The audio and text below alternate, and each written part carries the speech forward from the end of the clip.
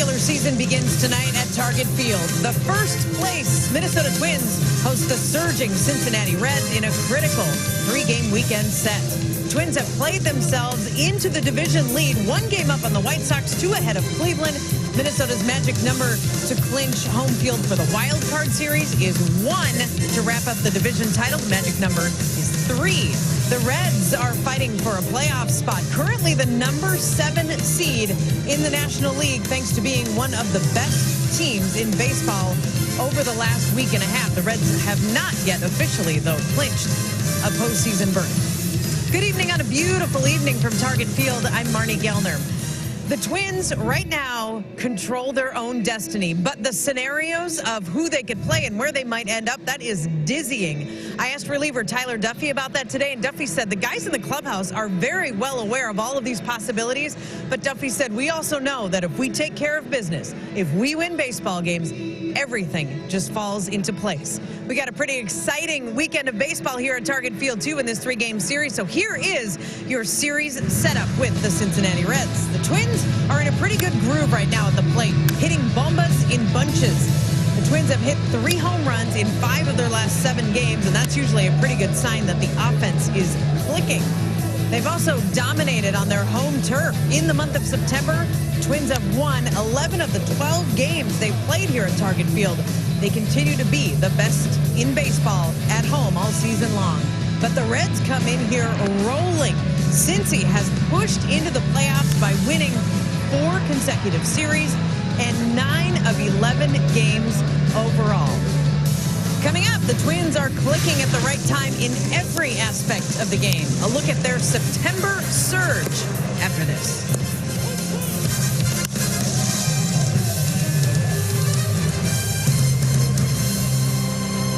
Visit buyfordnow.com and your local Northland Ford dealer today. By Sanford Orthopedics and Sports Medicine, for the everyday competitor in all of us. By Menards, save big money at Menards on all your home improvement needs. And by Luther Group, shop the Twin Cities' largest selection of vehicles at lutherauto.com. Seems like the regular season has been fast-forwarded. Here we are, final series of the year. The Cincinnati Reds and the Minnesota Twins, with increasing hopes of postseason baseball, will return here to Target Field. Tyler Mahle will pitch the opener of this series for the Cincinnati Reds, going against Minnesota's Jose Barrios. Beautiful night for baseball here at Target Field. Glad you're with us. Dick Bramer along with Justin Morneau. You know, the month of August was a so-so month for the Minnesota Twins. It already had a 4-game losing streak in it. And then the month ended with a 6-game losing streak. But boy, in the month of September, have the Twins played good baseball, Justin, going 15-6 so far. Yeah, and I think it's no coincidence that it was also when you got a healthy Byron Buxton, a healthy Josh Donaldson, a healthy Max Kepler, and all of a sudden the lineup started to look a little bit deeper, a little bit more complete. You were relying on the guys that you were hoping to rely on coming into the season. And the thing that has been there all year that really carried them through the middle part in the beginning of the season has been the pitching. The starting pitching, the bullpen has been very good, not giving up a whole ton of home runs, and they've been hitting them with everybody. So there was a lot of concern about this ball club, I felt, in the month of August. Well, I feel like that's all been erased in the month of September, and the Twins are in a lot better shape heading into the playoffs than they were last year. They're a lot healthier, and a lot of it comes down to this guy right here. Jose Barrios has been very good. He's found out how to pitch without anybody in the stands. He's figured out a way to get adrenaline. He's figured out a way to have fun again, because he's a guy that really feeds off the crowd. He's a guy that really loves to perform. He loves to show. He loves to show his stuff. And now he's found a way to go out there and just be comfortable. He looks comfortable. He looks confident. He looks like he's ready to go, and he's excited for the playoffs as well. Twins are already in the postseason. The Reds can get there tonight as well. 2 really good teams squaring off. Max Kepler headlining the Twins lineup. Nick Castellanos for the Cincinnati Reds. More than the 3 remaining this weekend. The Twins control their own destiny and are in the driver's seat for their 2nd consecutive division title. Can Jose Barrios continue his strong September and guide Minnesota 1 step closer to the Central Crown?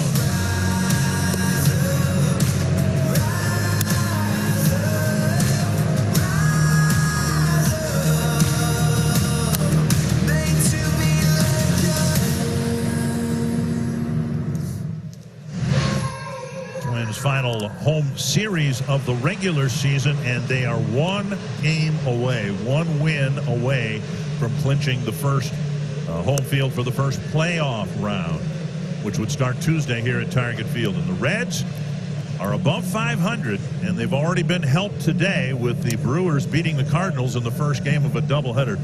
This thing is a very fluid situation. We'll try to keep you updated throughout the weekend as best we can. The Menards batting order for the Reds: Shogo Akiyami, their leadoff man. Nick Castellanos batting second. Joey Votto third. Eugenio Suarez, Mike Moustakas, Jesse Winker, Nick Senzel, Freddie Galvis, and Tucker Barnhart. Yeah, tonight's starting pitcher stats brought to you by Home Furniture. Jose Barrios, good numbers on the year, even better in his last 6 starts. He's been terrific in the month of September. He looks like he's pitching with a lot of confidence. It looks like he's found a way to have fun. And you look forward to him having a good start tonight, heading into the playoffs. He's lined up to be the Game 2 starter, so we'll see how he approaches this start tonight. Rocco Baldelli said he's going to have a normal start. He's not going to be on a 50 or a 55 pitch count. They're going to let him go as well as he's pitching.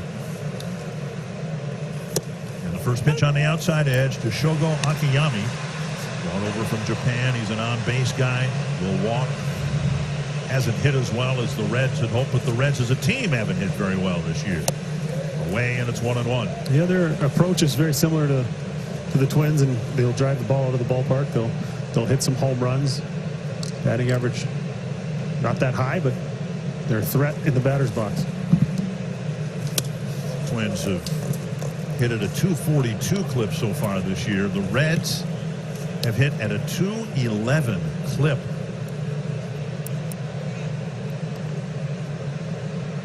It's absolutely amazing. And, you know, it's tough to see how that would play out over a 162-game season. You know, every team goes through stretches where they're struggling to hit the ball, but that's still amazing over there.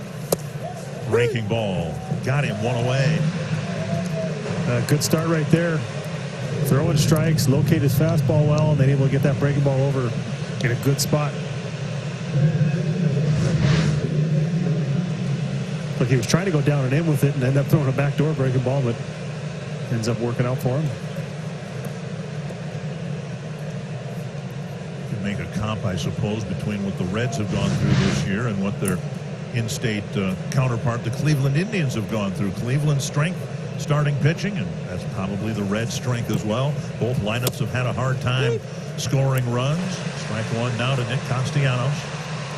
Yeah, we'll see a good starter tonight. We'll see one of the best starters in the National League tomorrow night, and then depending on what place everyone's in, possibly Bauer on 3 days rest on Sunday.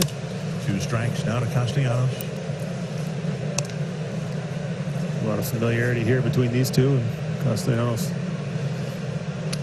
So many years in Detroit, we saw him. He knows this ballpark. He's really developed into a home run threat. He's made some adjustments to his swing and been able to take advantage of hitting the ball in the air. And on 3 pitches, Castellanos is gone. Good start for Barrios, 2 away on strikeouts. Twins out in the field if Barrios ever needs one. Some fielders out there. Rosario, Buxton, and Kepler across the outfield. Defense brought to you by Northland Ford. Donaldson, Polanco, Gonzalez, and Sano, the infielders. Garver behind the plate. The lineup I think most Twins fans would like to see, with the possible exception of Luis Arraez at second base, who was out on the field here before batting practice doing some running in the hopes that he can come back and be able to get a game or 2 in before the playoffs, dealing with both a sprained ankle and an injured knee. 1-0 to Joey Votto. Swung on and missed, 1-1. Really enjoyed your interview with Votto you did a few days ago. One of the more interesting characters in baseball. Yeah, he's so brutally honest. It's amazing. You know, very rarely will you get players to evaluate themselves and speak honestly, speak freely. Speared at second base by Gonzalez. 2 strikeouts and a nice play by the Twins second baseman. All part of a 1-2-3 first. Birthday. And I gave Rocco the offer, but he said he'd prefer you and I not sing happy birthday to him on the air. So we'll honor his wishes. Menard's batting order for the Twins: Max Kepler, Josh Donaldson, Nelson Cruz, Eddie Rosario, Byron Buxton, Miguel Sano, Jorge Polanco, Mitch Garver, and Marwin Gonzalez. Tonight's starting pitcher stats brought to you by Home Furniture. Look at Tyler Mully. Twins saw him a couple years ago here at Target Field. He's got a good arm, mid-90s fastball. He'll touch 97 with it. A lot of four-seam fastballs up in the zone, induces a lot of outs in the air. And then he's got a slider, a split, and occasional curveball. You hear a lot about the Reds starting rotation, and the front three get a lot of publicity. This guy's pretty good too. Yeah, he's got a good arm, and I think probably the only reason he's a little bit overlooked in the staff is the two guys he's following. You know, a couple of Cy Young candidates. Popped up. It's backing out of play. But he's got life on his fastball. He's got, you know, carry through the top part of the zone. He's got a split that he throws hard as an out pitch. He's got a hard slider. He's got good stuff. If he's able to locate, and the Twins are able to get him kind of from the belt and below, they're going to have success. If they start chasing up around the, you know, the letters up around the logo, it could be a tough night. And Kepler chases upstairs, 1-2. And that's kind of the exact pitch I was talking about right there. It's life. It's you see it well. It's close to your eyes. You feel like you can get to it, and then it's almost got another gear as it gets towards home plate and you know, beats you. And he wants that fastball again, up under the hands. Fisted, foul, nearly cost Kepler a bat. That was perfectly located on a 1-2 pitch. That's exactly where you want to throw it. And a guy who's got a split that he'll go to, it's a good way to set her hitter up right there. Beat him with the high fastball, then jam him right here. Just locate this right up under his hands, and now you've opened up the outside part of the plate if you want to go there, or you can try and elevate again. Looks like they're going to go away. Off the plate, 2-2. And that's that split.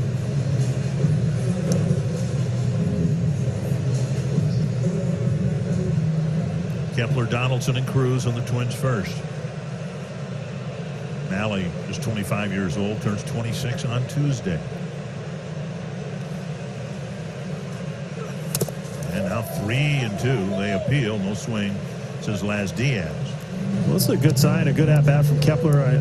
You know, it felt like he was swinging the bat well in Chicago in the Cubs series, and looked like he was starting to heat up. And now he's putting together a long at-bat. He's laying off some of those closer pitches, and you know, he missed some time and really trying to find that timing. And now it seems like maybe he's starting to see the ball just a little bit better. And Kepler takes a leadoff walk. That'll bring up Josh Donaldson. The Reds out in the field, brought to you by Northland Ford. Akiyama in left field, Nick Senzel in center, Nick Castellanos in right. Suarez, Galvis, Moustakas, and Votto, the infielders, with Barnhart behind the plate.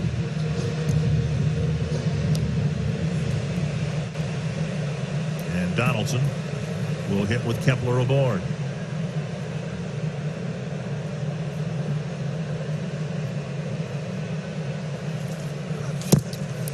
Outside, ball one. Twins have played really well all September. The Reds have played really well for the last 12 days or so. Gotten back above the 500 mark, they hope, for good. Up and in 2-0. Yeah, they were a team, much like Chicago in the American League Central, that a lot of people were picking as their team, you know, their breakout team of going to make the playoffs and all the rest of it with the amount of talent they have, with the starting rotation they have, and they're pretty close right now. There's a strike, 2-1. Basically in the National League, and I know most of our viewers are focused on the American League, but it's fun to look at the National League. You've got essentially 6 teams for 4 spots.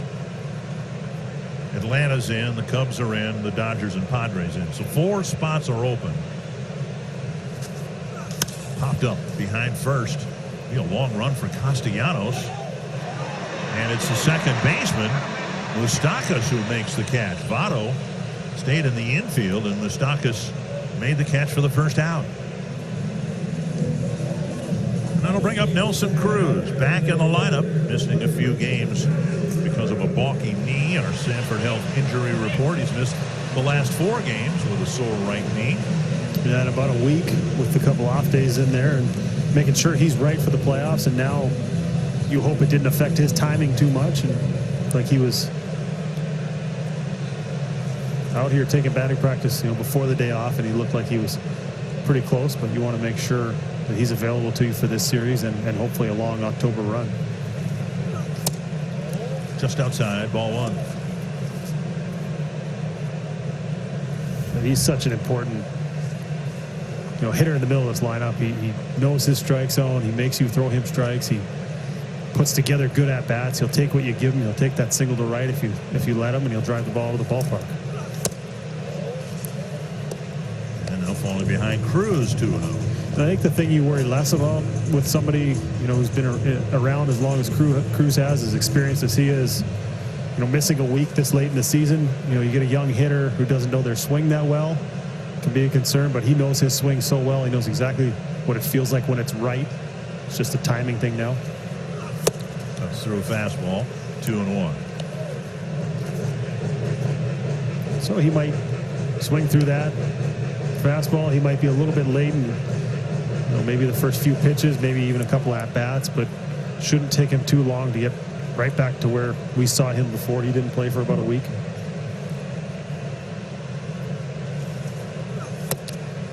Breaking ball away, 3-1 with Rosario on deck.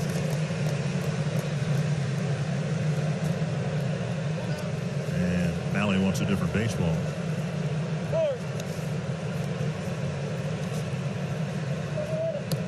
We've seen the Twins try to steal some bases in the last week or so.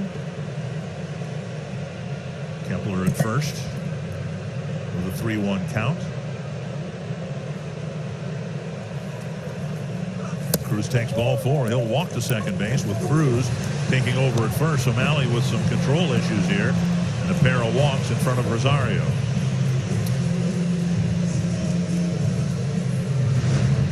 I was watching Eddie take BP today. It looks like he's really starting to get locked in. He was driving the ball, and he kept moving closer to the screen. It was almost like you couldn't throw it hard enough for him to get it past him, but his hands are really working well. He's one of those rare hitters that can do damage in all parts of the strike zone. A lot of guys, if you make a mistake in one area, it's going to end up out of the ballpark. With him, he can hurt you at the top of the zone. You throw him something down and in, he can turn on it. You throw him, middle away, like we saw in the 3-1 homer last game. I mean, he's a tough guy to pitch to, and when he gets locked in, watch out, he's dangerous. 2 on, only 1 out.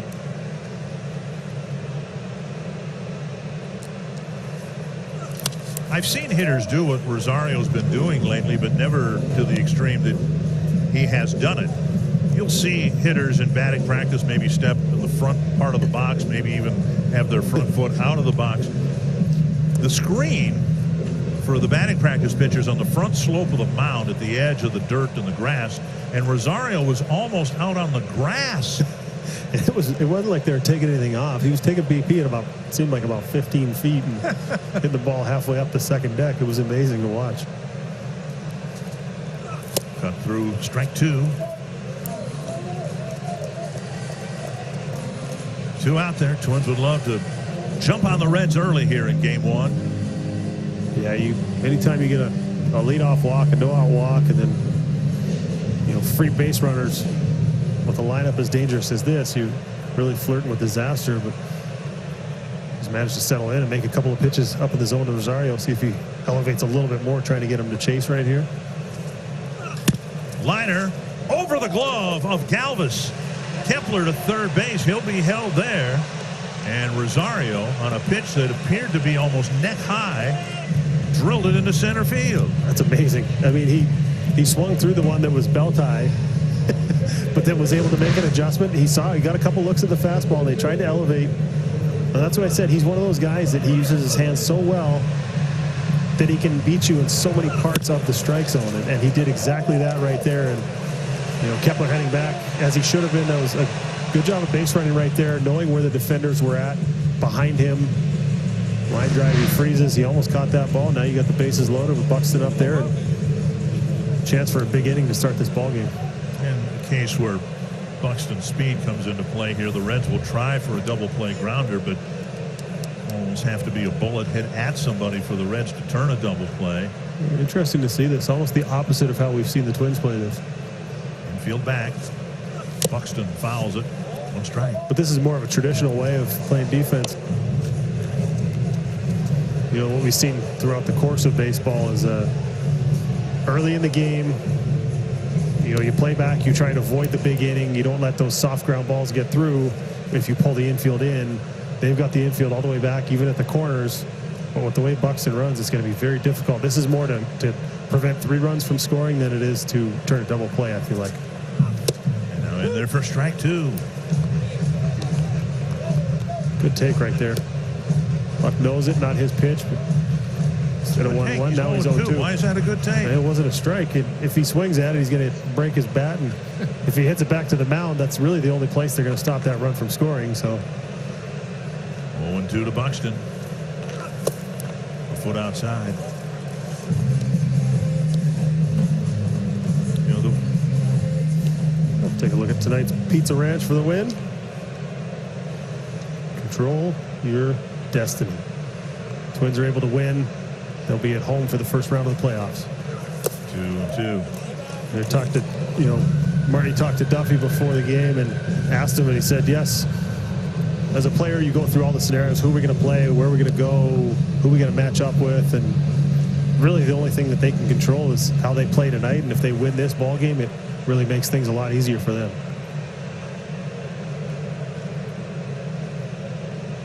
2-2 to Buxton.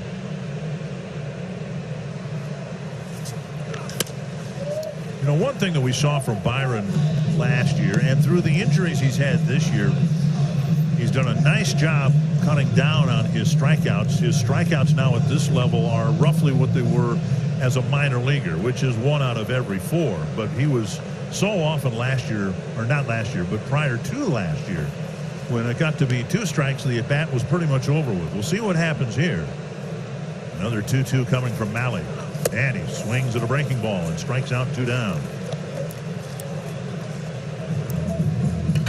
Yeah, fell behind in the count, and you know, it was 0-2. Didn't get a break on a close pitch, and then ends up chasing a slider off the plate right here, trying to just put the ball in play and try to get that 1 run in, but the work is not done yet. Now you have to deal with Miguel Sano, and Sano, as he's been doing for most home games, was out early hitting off the pitching machine, trying to get his hands in the right position, make sure he's staying on top of that ball. So a good matchup for a guy who likes to throw high fastballs. If that early pregame work pays off right here, he throws him a high fastball, he might not get it back.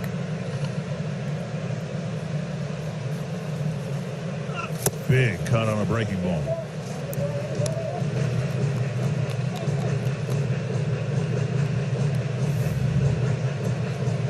With a chance to put a number up in the first inning.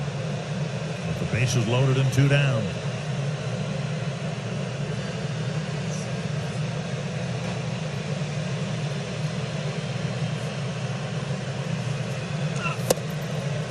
Missing a 97-mile-per-hour fastball, and now Sano is behind in the count. 0-2. Yeah, it's his best fastball of the night, and tell me, this isn't the biggest game the Reds have played in about 5 years. You get bullpen activity in the first inning with 2 outs and trying to get ready quick in case this inning starts to get away from them. So really managing this like a playoff game already.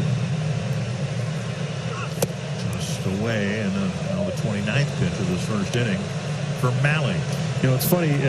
I kind of noticed this as a guy hit in the middle of the order. It seemed like pitchers kind of find another gear. You've seen 97 on the fastball to Sano. It's a 91-mile-an-hour slider right there. It's like he's trying to make sure he gives him his absolute best right here, even though it's the first. Went upstairs, struck him out on a 96-mile-per-hour fastball. Barnhart yells in exultation with the Twins leaving the bases loaded. Adrianza will take over at third base. Something's up with Donaldson, and you can be forgiven if you're thinking something happened with a calf, because that's been the thing that has been troublesome for him throughout his career and again this year. So Adrianza's in at third base. Donaldson is out. And when we get word as to why, we'll let you know. You hope it's out of an abundance of caution. Twins already having clinched a playoff spot, but obviously still wanting to win the division. But he's a guy you're going to count on. Hopefully he's able to figure out what's wrong and get past it. Eugenio Suarez will lead things off for the Reds in the second inning. Suarez got off to a slow start and now swinging it pretty good again. Popped up right field. And Barrios has 4 outs on 11 pitches. And let's head to Marty Gelner. And in tonight's T-Mobile ticket to the game, I asked Rocco Baldelli today if he'll limit Jose Barrios to help keep him fresh for the postseason. And Rocco said, well, he's not going to throw a season-high pitch count, but he's also not going to go out there and just throw 50. They hope Barrios will get them at least to the halfway point of the game here tonight. And the Twins designated Homer Bailey for assignment and called up rookie Edward Colina. And Rocco said that Colina has the stuff that can be dominant in short stints. He can miss a ton of bats, and it really gives the Twins a chance to evaluate what they have in Edward Colina. So we have a new face out in the bullpen tonight, guys. Interesting. Colina throws hard, right around 100 miles per hour when he reaches back for it. Really good slider. We can expect, you don't make a move like this unless you're considering a guy like this for the postseason roster. We can expect to see him pitch once or twice, I would think. I think they're going to try and find a spot to get him in and get him out there.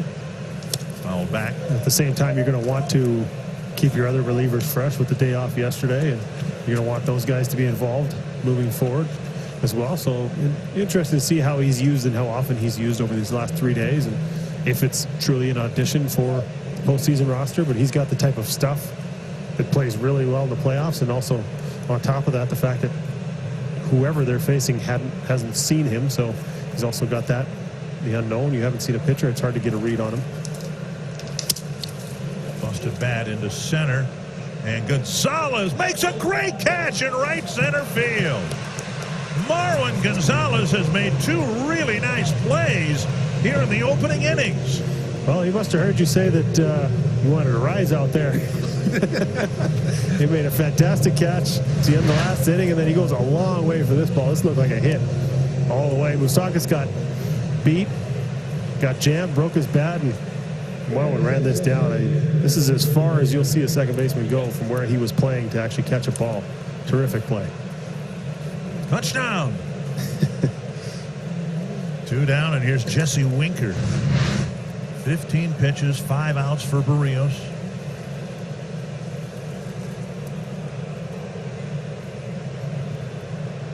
We saw the White Sox a couple of days ago call up their #1 draft pick this year, the left-hander Crochet, who throws over 100 miles per hour. Amazing.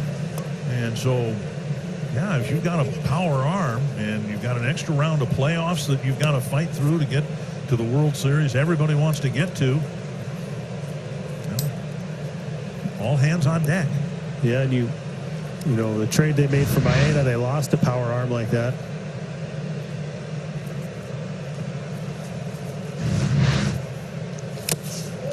Upstairs to get a swinging strike, 0-2.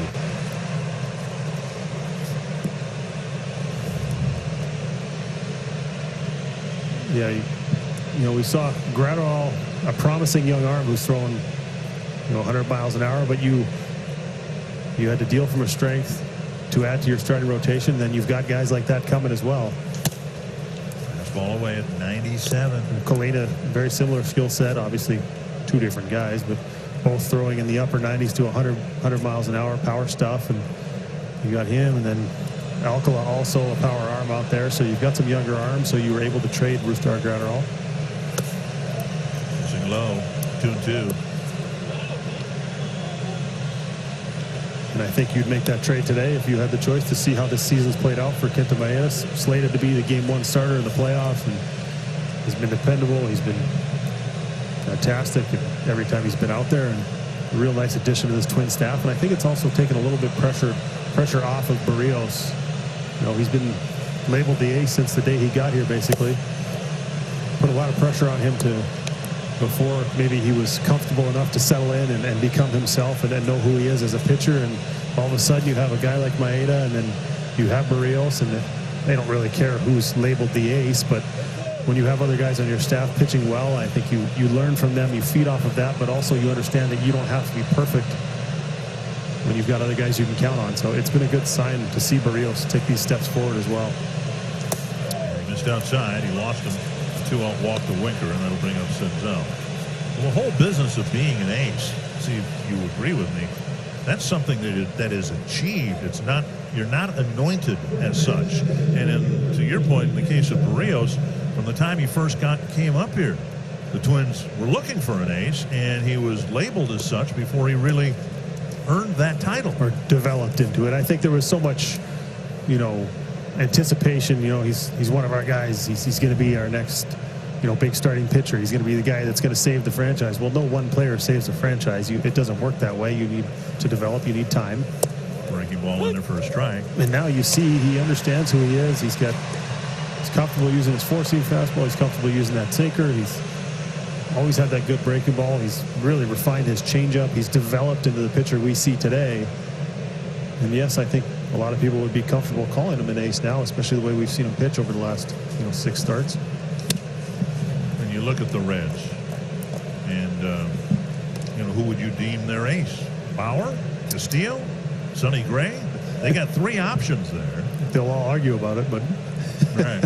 I think Bauer's numbers probably stand out a little bit ahead of the rest of them, but those other 2 aren't too far off, and we'll see Castillo tomorrow night. He's got terrific stuff. So tonight's the night you want to win. You want to take care of that home field advantage. You want to do all those things.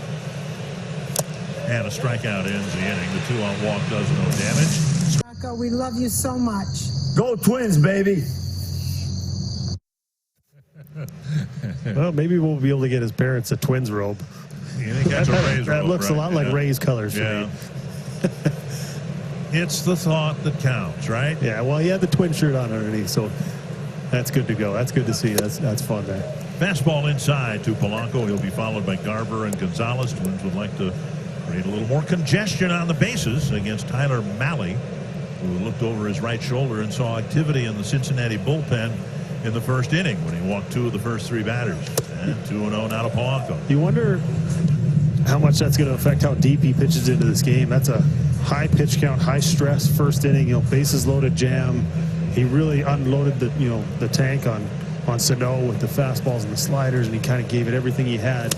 Down the line, but foul. So you wonder, it might not affect him this inning or the next one, but the second time, if he's allowed to face the order 3 times, you wonder if the stuff's going to start to fade a little bit, if he's going to start to wear down by having to go so max effort in the early part of this game. And I'm not sure they're going to let him go too deep. We saw bullpen action in the bottom of the first already, so it's obviously going to depend on how he's pitching, but something to keep an eye on as this game goes on. Does he start to lose a little bit of his command and that control if he fatigues a little bit based on that first inning? 2-2. Well, the Twins are in the playoffs. We know that. Fangraphs has the Reds as having an 88% chance of getting into the National League side of the playoff picture. And again, right things will break their way. They can clinch a spot tonight. Foul back. Polanco spins out of the box and loses his helmet.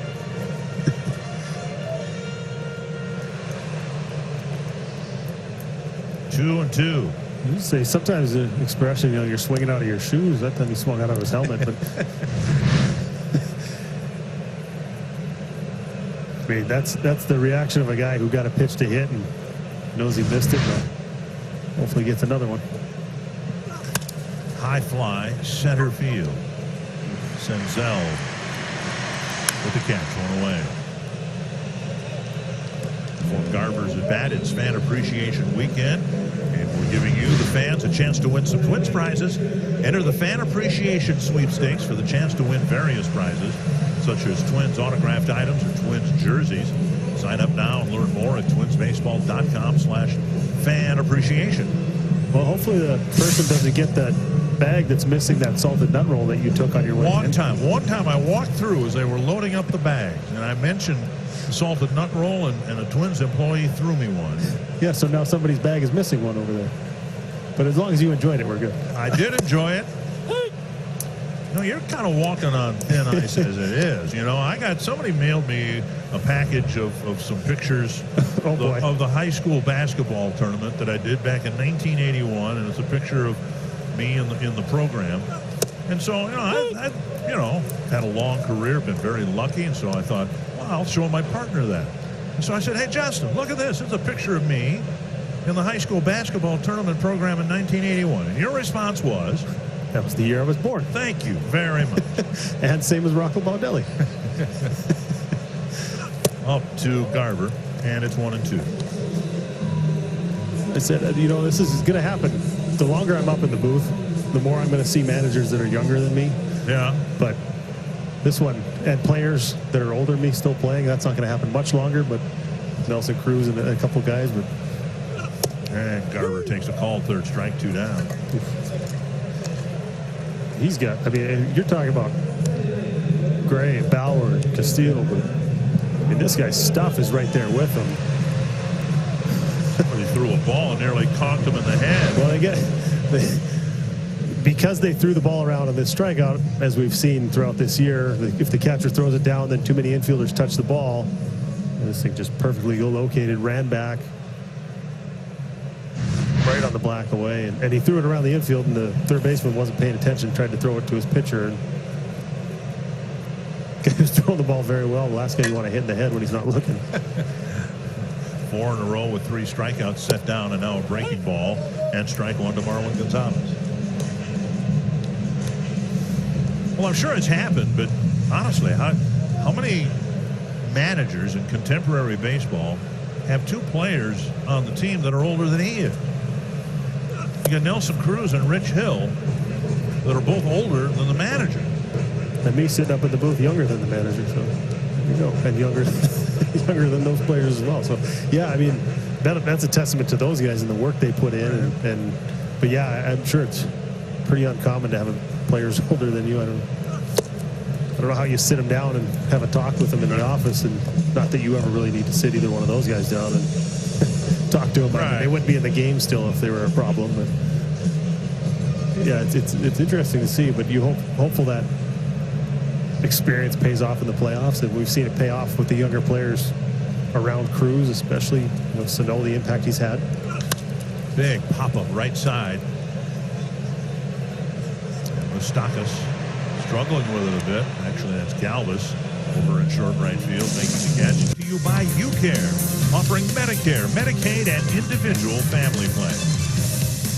Marty Gellner, Justin Morneau, Dick Bramer here at Target Field. Let's need. They have a magic number of 1, and they can be assured of home field advantage against somebody here on Tuesday. And it's no longer all but a certainty that opponent will be the New York Yankees. Yankees are struggling. They are losing to Miami tonight, and they could fall as low as the 8th seed in the American League field. They're in. That'd be a fun matchup to watch, Tampa or possibly the Twins. But up the middle and a base hit for Freddie Galvis. Just reached across the plate, stroked it into center field for a leadoff single. And the Twins could climb as high as the number 1 seed. So it's possible that the Twins and Yankees could meet each other, but at opposite ends of the spectrum of the seeding. It's amazing how crazy this is. With 3 days left in the season, how so much is up in the air. But if the Twins win tonight, as you said, 8 teams make the playoffs in the American League, that guarantees them to finish in the top 4. So if they finish first or second even in the Central, they're guaranteed that top 4 seeding, which means they play at Target Field, but they need to win tonight. White Sox and Indians are both losing in their ball games. Strike 1 to Tucker Barnhart. It's amazing how even within this shortened season, how quickly and dramatically things have changed just within the American League Central. Cleveland had lost 8 in a row late in the season. You thought, well, they're done. And if they get in the playoffs, they'll limp into the playoffs. Then they go out and win 8 out of 9. And when we were in Chicago, when the team was in Chicago, the White Sox looked unbeatable, and they haven't won since. They've been struggling to hit. They've been Fastball inside, 1-2. Tim Anderson had a tough series in Cleveland, and obviously a tough staff. It's easy to have a tough series against that pitching staff, but yeah, it was a really tough series. You wonder, how much of it, the focus or whatever it let down after you clinch a playoff spot. It had been since 2008.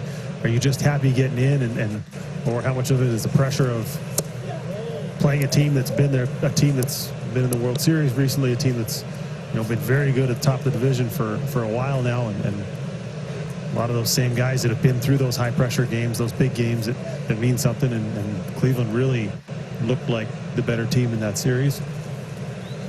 2-2, runner goes, and the pitch lifted down the left field line, deep to the corner, but foul and out of play. And there's so many different combinations, and fans, I think, have really embraced this. Okay, if we win 2 out of 3 with the Reds and the White Sox, and if the Yankees do this, and if the Rays do this, right? I mean, all these different possible combinations, almost, unlimited combinations of things that can happen, who you might play, where you might play them, and of course, almost none of it happens, but it's fun to imagine what could happen. 2-2, and as I said on Twitter today, it's a lot like my bachelorhood. There are a lot of different possibilities, but almost none of it ever happened. I was going to say, how you stopped me the other night when I started going down a road that I really shouldn't have gone down. No, but I think we spent about 15 or 20 minutes talking about it in the booth before the game tonight. If this happens, then this record, and there's a lot going on, but you know what? If people are talking about baseball, I feel like it's good for the game. And that's the bottom line. This shortened season with the flurry of activity and possibilities at the end for so many teams. We were talking about the National League. There are 4 spots open. There's 6 teams starting play today within 2 games of the 500 mark, and they're all considered contenders. They all have magic numbers. And at the end of it all, what it will all mean is 2 mediocre teams did not make the playoffs, right? Well, it would be hard to watch this Reds team and say anything about being mediocre, that's for sure. The pitching staff and everything else they got going. But, if they finish below 500, that's kind of the definition of being mediocre. Right? I agree. Yes, that is a true statement. I think it's just because of the shortened season, we saw it last year and this year. The Washington Nationals had an identical record, after, was it 54 games or whatever it was, identical, and they won the World Series last year. So I think this format allows in a shortened season for a team that maybe got off to a bad start like the Reds did, or that goes through a rough stretch, to still have some leeway for some, what always happens during baseball season is, a team goes through a week or sometimes 2 weeks where they don't play very well. Well, I think the goal was to not have that cost a team a shot at the playoffs, because it could have been, a rash of injuries at the same time, or even, the COVID like we saw, Miami or St. Louis or whatever it is, where, Miami almost had to put a whole new team on the field. And so you're trying to help those teams maybe out a little bit if they had to deal with all that stuff. Full count to the number 9 batter. Runner goes, pitch dribbled towards second base. Gonzalez has the play. Galvis advances 1 away. So 1 down, and back to Shogo Akiyama, who was called out on strikes to start the ball game.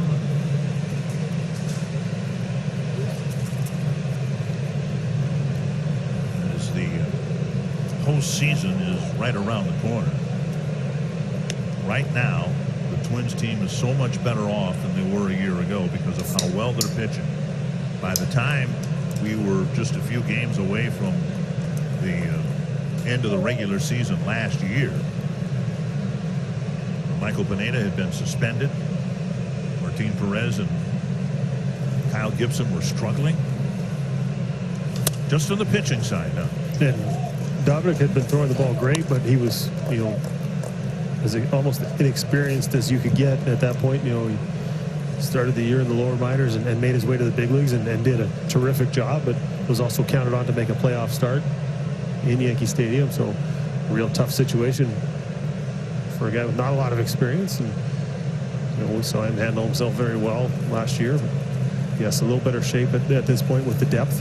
It's blocked by Garver, and it's 1-1. I think the health also, minus Donaldson having to leave the game early tonight, the health of Kepler and the health of Buxton, who are two impactful players. It helps the defense, or, obviously the offense and everything else. But I mean, the main guy for me, and I think you agree with me on this, is a healthy Byron Buxton can change the game so many ways in a playoff series. He can alter the game defensively on the base pass, in the batter's box. Fly ball center field. Buxton with the play. Galva setting up for a tag. There's a catch. There will be no tag. 2 down, and that'll bring up Castellanos. Time now for a quick timeout with Tria.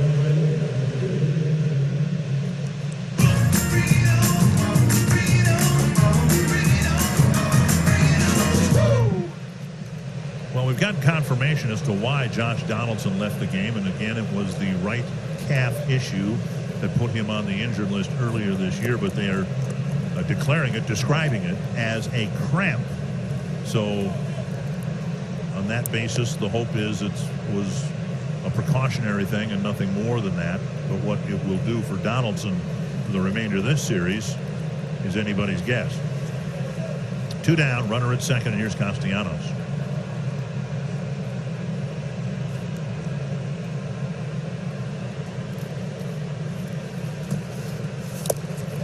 Dug out of the dirt by Garver, ball 1. Castellanos and Moustakas each signed to 4-year deals. The Reds knew they had good pitching and thought they could use more punch on the lineup, and boy, both guys provided a lot of punch in their careers, but neither one has had a good season, hitting in the low 200s, but each has power. Each has postseason experience. There's a fastball singeing the outside corner. Yeah, Moustakas missed some time earlier in this year, so the power numbers are kind of what you'd expect, and obviously everyone would like to hit for a higher average. But it was interesting, going back to that Votto conversation. He said, you can see over the course of 162 games, if you're hitting 220, you can raise your average slowly. It's a lot harder in this season, and you end up putting a lot more pressure on yourself to try and do that. And you look at how you can impact a game from day to day, and being able to hit a ball in the seats, a solo homer, a 2-run homer, or whatever it is.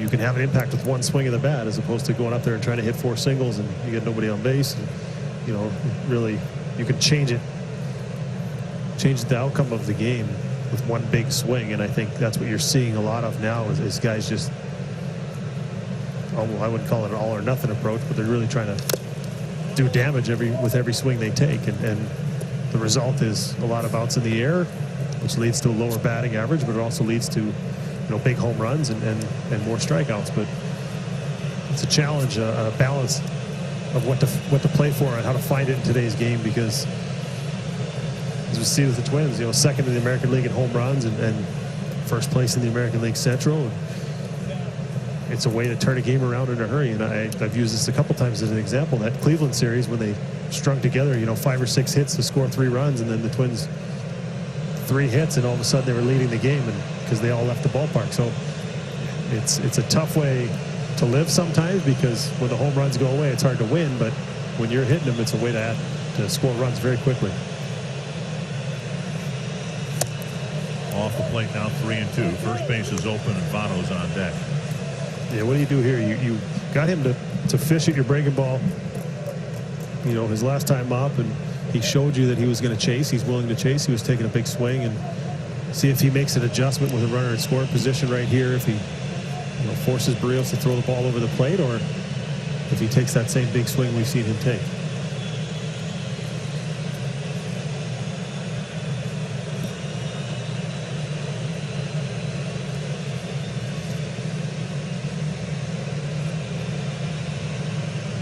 Would like to wrap up the 3rd inning here. By far his toughest inning for the leadoff single. Got him with a breaking ball. Looked like he took a little bit off. In Chicago, a couple of teams really struggling. Cubs already leading 1-0 on the south side. Wilson Contreras with a 2-out, 3-run home run and a classic bat flip. It would have made Tim Anderson proud of that bat flip. That was we didn't see it there, but tell you what, I laughed when I saw it. If I was a player on the field, I may not have appreciated it that much, but I found it entertaining. And more importantly, the Cubs are ahead of the White Sox. Kepler to lead off the Twins third. Inside, up around the hands, ball one. See, I know he's got more in the tank, and I know he's not tired yet, but the 96 and 97 we saw at the Sano, we've seen 92, 93, 94 more on the fastballs now, and maybe he's one of those guys who saves a little bit for when he needs it.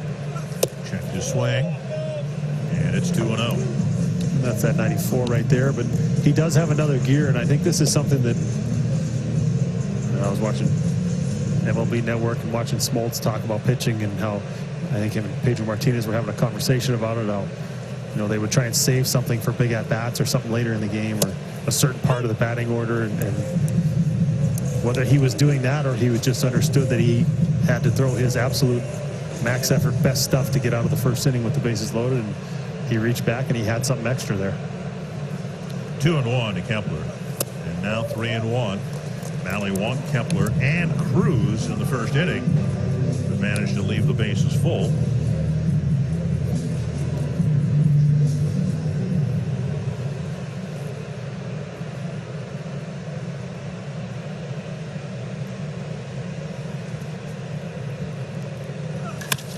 Sharply hit and into right field. Ooh, that had a nice sound to it.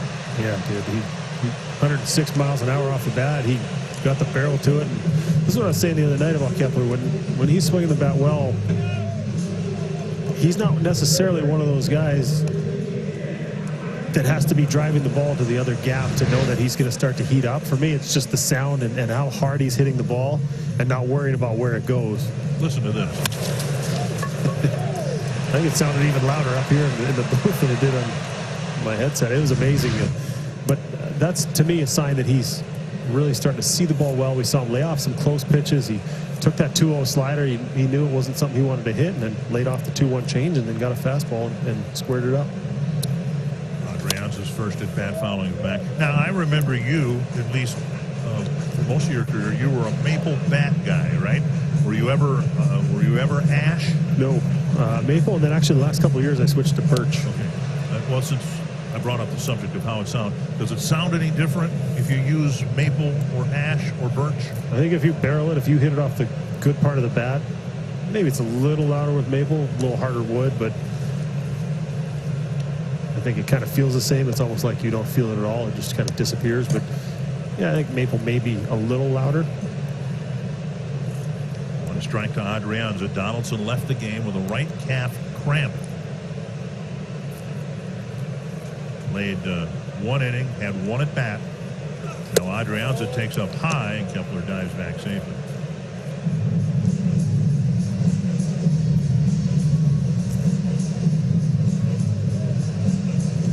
And there's no advanced scouts in the stadium, but your advanced scouting games on TV, and one of the notes that the Reds and their catchers got was, seems like the Twins are running a lot more. Seems like they're stealing bases. So how do you counter that? You throw behind runners. You try and pick runners off. Kepler goes, looks in, and the pitch dribbled at the plate.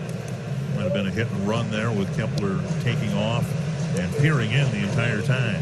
Yeah, Adrianza swinging and trying to put it in play, trying to make something happen. But I like what we've seen over the last few days, trying to create some action, trying to put pressure on the defense, trying to get guys moving around. And it's always a challenge in a shift. Guys are playing where you're most likely going to hit it. Well, the best way to get them to move is steal a base, and then Galvis, who's playing it short, has to vacate the middle of the field. That opens up a hole for Adrianza.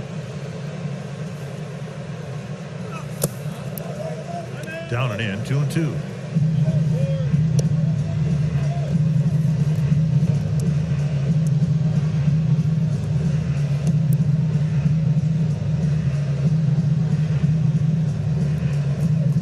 Talking about that Cub-White Sox game, 4-0 Cubs, and Yu Darvish is pitching for the Cubs. 2-2 to Adrianza. High drive, right center field. Hit well toward the gap. Chased by Senzel. He won't get there. A high hop off the wall. That will allow Kepler to score. And the Twins take a 1-0 lead. Just like that, Adrianza is inserted into the game early. able to come through. Big double off the wall. This ball took a favorable bounce, kicked up as opposed to kicking back towards the fielder. A good swing right here by AD. Top of the zone, 95 miles an hour, and got the barrel to it. Looked like he might actually thought he had a chance of leaving the ballpark on that swing, but 2 strike, let the ball travel a little bit more and caught it a little deep. But you see that kicked up, and that gave Kepler a ton of time to be able to get around the bases. But insert a guy into the lineup, and I think the hardest thing to do, I think it's hard for people to understand, is you're not really ever prepared mentally to go in a game in the second inning or the third inning or the fourth inning. You know, if moves happen, it's usually 6th, 7th, 8th inning on. So for him to come in and be ready and put a good swing on a ball like that is impressive to me. Cruz swings through, strike 1. Cruz walked his first time up. Ended up being left on at second base.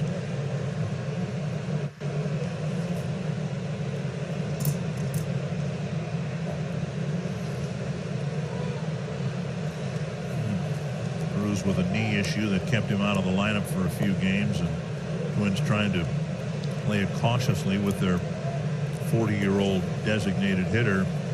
And usually designated hitters, especially ones who hit for power like Cruz, usually they're not as active on the bases as Cruz has been.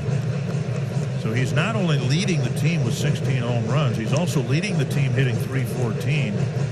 He's got an on-base percentage of over 400 and the slugging percentage of over 600. But one of the reasons they want to take care of his legs is because he's been using them a lot. Yeah, he's on base a ton. He's having to score. He's having to round the bases. Guys are hitting behind him. Foul away. 1-2. But you see that middle of the order right there, Cruz. He knows he can't get away with 92 or 93 to Cruz. You see him reach back for a little extra. 96 right there with a runner out in scoring position. And I'm not saying he's not throwing max effort the whole time. He's trying to give his best fastball out there, but you seem like you find another gear. Ends up getting loose again. Yeah, I'm guessing if you get him up again, you're going to want to bring him in this game at some point. Cruz fouling it back. Or he's going to be shut down for the rest of the game, because you're not going to let him sit down, warm up 3 times, and then expect him to come out.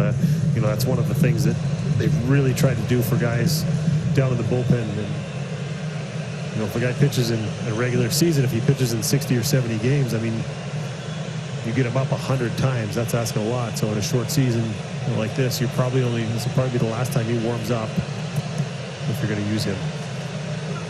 Pitches up high. Getting back to pitching through a lineup, one of the great joys I've had in my career when we would go to Cleveland, Hall of Famer Bob Feller would always be at the games, and it was a wonderful opportunity for someone like me to learn from one of the best pitchers of all time. 1-2 to Cruz. Top foul, and I asked Mr. Feller once what he thought about the state of pitching, and he got off on a rant, basically calling out pitchers as being the dumbest people on the planet because they pitch to everybody in the lineup as if they were a 3 or 4 hitter, which is, I think, what you're talking about. You know, maybe a little nicer way. Well, yeah, you know, Bob wasn't subtle. Yeah, that's not quite. That is the point. I think we're trying to make basically the same point. It's save something for those guys. And you know, pitch a number 8 or a number 9 batter differently than you would somebody like Cruz, who hits in the middle of the lineup and has been a run producer his entire life. Yeah, and I think obviously that's changed, especially since Bob played, but since the emergence of the bullpen and all the power arms down there and all the matchups you get. Cruz takes inside, nearly got his jersey. You know, the theory is, what's the point of saving anything if you've got guys down there that can also get guys out? And that's kind of the argument between the old school and the new school is, you know, would you rather your guy save something for the 8th inning, or would you rather him go 5 innings full out and then trust the bullpen after that? And we're seeing more of. Cruz takes outside, 3-2. Rosario on deck. I think the real challenge with that is, you know, if you've got a 2-1 game or a 3-2 game, and your starter comes out after the 5th inning, you're expecting every guy that comes in the game to have to be perfect. You're putting pressure on those guys to really never give up runs, assuming your offense doesn't score you anymore. But there's so much pressure now on those guys coming out of the bullpen in the 6th inning, and the 7th inning, and the 8th inning to go 3 up, 3 down. And on the outside edge, he caught him looking, 1 away. And that'll bring up Eddie Rosario. Pretty good pitch by Mallett. Cruz might have thought it was outside. Yeah, he might have had an argument on this one. This ball had some late movement. It came back, but good frame right there by Barnhart. But that's ball 4, it appeared.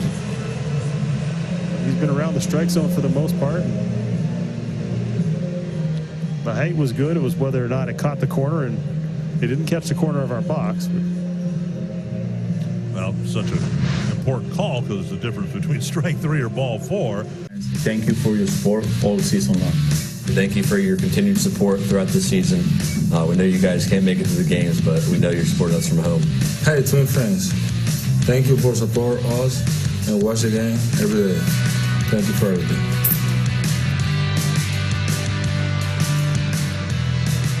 And Twins do appreciate the support of their fans, even though the fans can't be here this year. He's got more at stake than you or I, but maybe all 3 of us. Tyler Mahle, Justin Morneau, Dick Bremer were surprised that they took him out in the 3rd inning down just 1-0.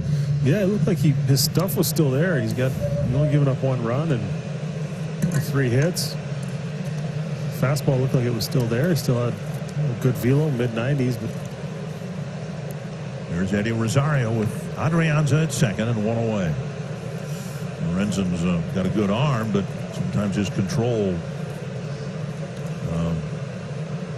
gets away from him. Yeah, he can throw it up there, upper 90s. He can touch 100 occasionally. Rosario hit something in the mid-90s. It was about neck high, and he hit a screamer into center field for a base hit. Yeah, the only thing that prevented him from getting an RBI on the hit was the fact that the defense was playing almost exactly where he hit it, so Kepler had to freeze and wasn't only able to get to 3rd and didn't go any further. That's that cutter right there. He's got 4 different versions of his fastball: a 4-seam, a cutter, a sinker. Oh, and then he's got a changeup, and he's got a good mix, but he's also, more importantly, got a power arm. So. Missing inside. You talked about the base running in the 1st inning. It really would require, I would think, with all the shifting going on, a base runner paying even more attention where the infielders are so they don't get doubled off on a line drive. Swung on and missed, 2-2. Yeah, you kind of go through a mental checklist as you're out there, but it's so hard when you're used to guys playing in certain spots forever, and then now everyone's just basically in a different spot every hitter. So you have to look out there and you have to say, all right, I'm going to freeze here, I'm going to freeze here. Right now where Adrianza is at, you say, okay, routine ground ball to short, I'm going to 3rd, as opposed to having to freeze and not get thrown out of 3rd with 1 out. So if Galvis is playing straight up at short, that's going to be a play where you don't actually try to advance. Now he's playing behind you. You're actually thinking, okay, that ball's hit straight up short. I got to score right here. So it completely changes things, but that's something you have to prepare for, mentally before the pitch actually happens, so that you're ready to take advantage of wherever the ball is hit. Full count to Rosario. Chopped foul. And sometimes we see the Twins do it too. A lot of teams will shift the infielders depending on the count. So where they were when the at-bat started might not be where they are when the at-bat ends. Yeah, it used to be kind of, you'd be out there, you check your outfielders and see where they were at, depth, and if one's shading towards a gap or whatever it is. But now it's okay, 2 strikes, where are they at? Did they move? Are they any deeper? Are they any shallower? Did the shortstop move back to straight up shortstop with 2 strikes? Different situation. And they haven't altered their defense with Eddie with 2 strikes, but some hitters they will. It's really, baseball is such a game where you have to prepare for everything before it happens. You have to go through it mentally, and so you're not surprised when something does happen. Full count again to Rosario. Chip to left field. Coming in is Akiyama. It's the center fielder Senzel with the catch, 2 down. And before Buxton's at bat, September is Hunger Action Awareness Month. Kowalski's Markets and Cub are teaming up to help fight hunger in our communities. Kowalski's Markets has made a generous donation to the Home Teams versus Hunger campaign. And now through September 30th, visit any participating Cub and purchase a pre-packed bag of food to be donated to local food shelves. For details, visit twoharvest.org/home teams. Here's Buxton with Adrianza at second after his RBI double. Checked his swing and took ball 1. This would be a good time for a big 2-out hit. You know, those really lift you up on the bench, get everybody fired up. See if Buxton's able to touch that outfield grass right here. Chase the slider off the plate his first at bat when he had a chance to drive in a run. Now get a chance at redemption right here. Checked his swing, and it's 2-0. And you saw the strikeout of Cruz from Mali. He got the call on the pitch off the plate because he had been, you know, hitting his spots for the most part as the game was going on. Now you see Lorenzen, that pitch looked like it might have clipped the corner, but because he missed the entire plate and he's not really giving his catcher a chance to frame the ball and show the umpire, he's not getting the benefit of those calls. Drilled but foul. 2-1 to Buxton. Just before he gets to 2 strikes, because I started talking about it when he had 2 strikes before, he ended up striking out anyway. But now the count's 2-1. First couple of years in the big leagues, Buxton would strike out at this level about once every 3 at-bats, and now it's once every 4 at-bats, which is pretty much the norm in Major League Baseball right now.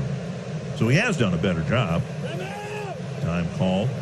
Yeah, I feel like he's made a conscious effort. I think, you know, he was on after the game when he had the walk-off infield single, and he talked about that. He said he knew he couldn't strike out in that situation. He was just trying to put the ball in play, and yes, you'd like to see him drive the ball, but also use his speed as well. Ooh, right under his chin. 3-1 at 95. This is not a comfortable at-bat. You know he's got velocity. You know he can throw the ball hard, but he also doesn't have the greatest command. And you know, he buzzes the tower like that. That's about your reaction right there. But you find a way to jump back in there and dig back in and say, all right, you're going to do that to me. I'm going to maybe try and hit a rocket back up the middle and let you know how it feels as well. All back. 3-2. And look at Buxton and how he's emerging. And you hate to compare players, at least I do, but I'm going to do it anyway. Cincinnati Reds had a great outfielder, Eric Davis, who had kind of the same physique as Buxton, did a lot of the things, had power, speed. So when I see Buxton going really good as he is right now, I see a little Eric Davis in him. Breaking ball got him. That ends the inning, but Kepler started the inning, has given up just 1 hit. He'll face Votto, Suarez, and Moustakas in the Cincinnati 4th inning. Reds were just here a couple of years ago. Of course, with the creative forces behind the schedule this year, that really doesn't mean much. Baseball tried to get the teams to travel less. And I think again next year, right, yeah. National League Central will see these guys again. I believe, and it's been a long time since I looked at next year's schedule, but I think we go to Cincinnati next year. Cut on and miss, 1 strike.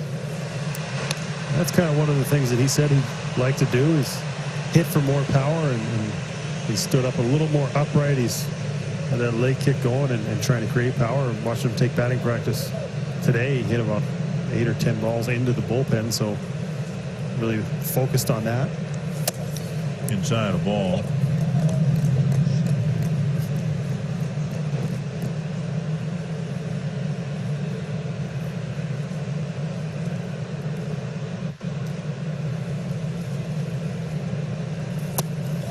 And now 2-1.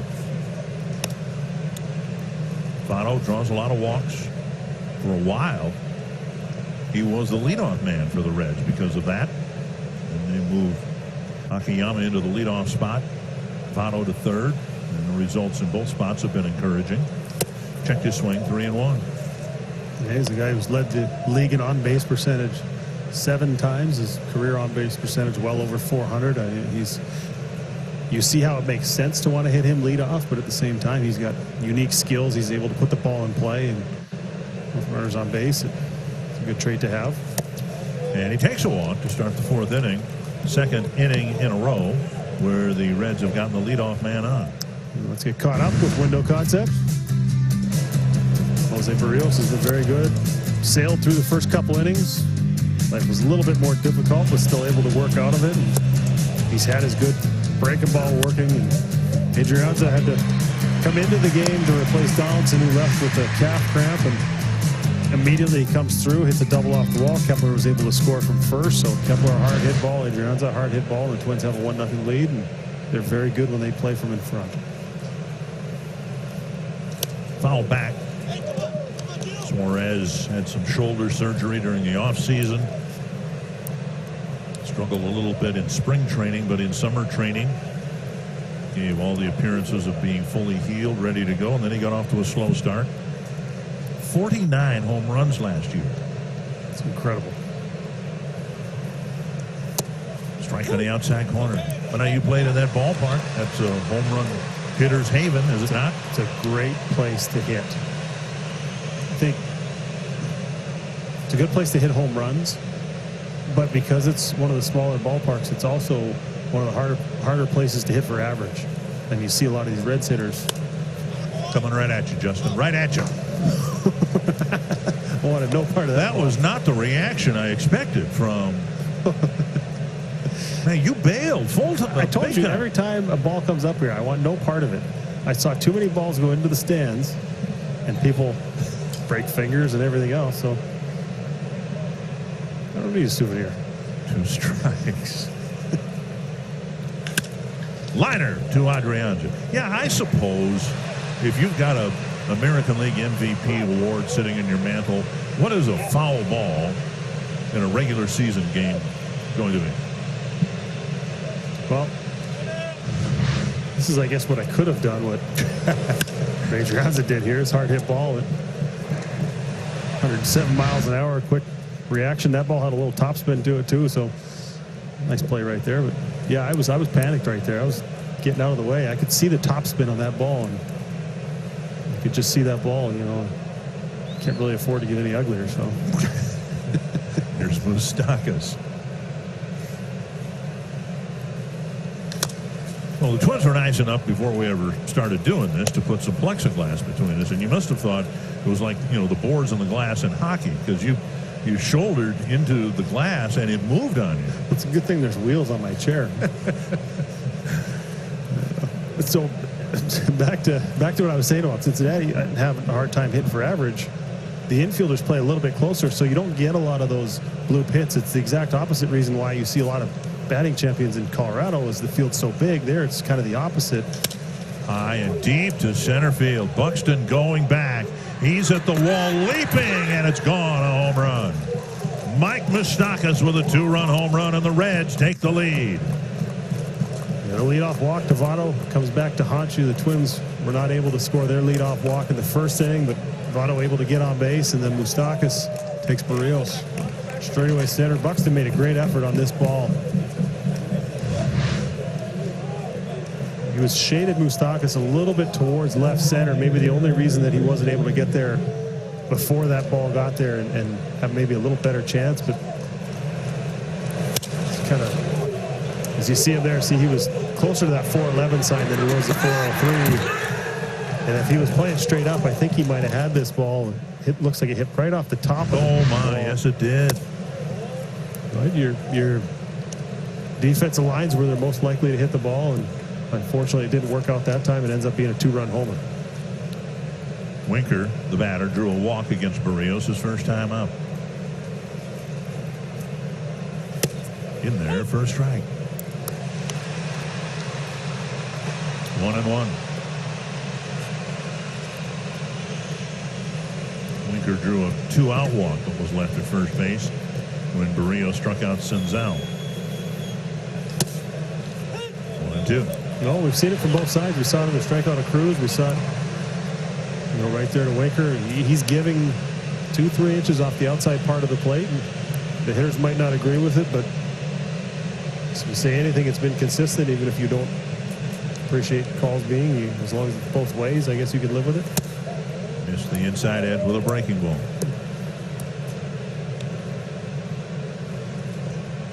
And Rios not agreeing with that, so you got one and kind of give it back to the hitter right there.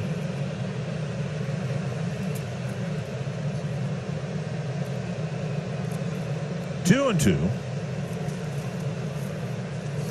And just reached back for 95 and blew a fastball by him, 2 down. I think that was partly letting out some frustration right there of not getting the call on the breaking ball, that he felt like it was a strike the previous pitch, and said, you know what, the best way to get rid of my anger is just to release this fastball as hard as I can, and he just threw it right past him. 5th strikeout for Barrios, and now Senzel, who struck out swinging his first time up.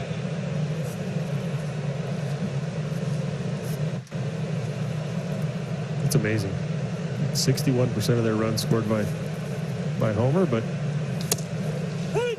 as of right now, they're a playoff team. It's, I guess you could say, partially or mostly working for them. It's a tough way to rely on, and we've made this point many times that in the playoffs, the pitching seems to get a little bit better, a little bit tougher to hit home runs.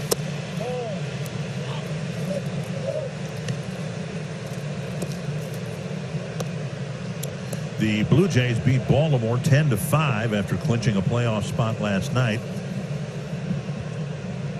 The Yankees are trailing 3-2. The Yankees don't come back and win that game. Toronto will be just 1 game behind New York.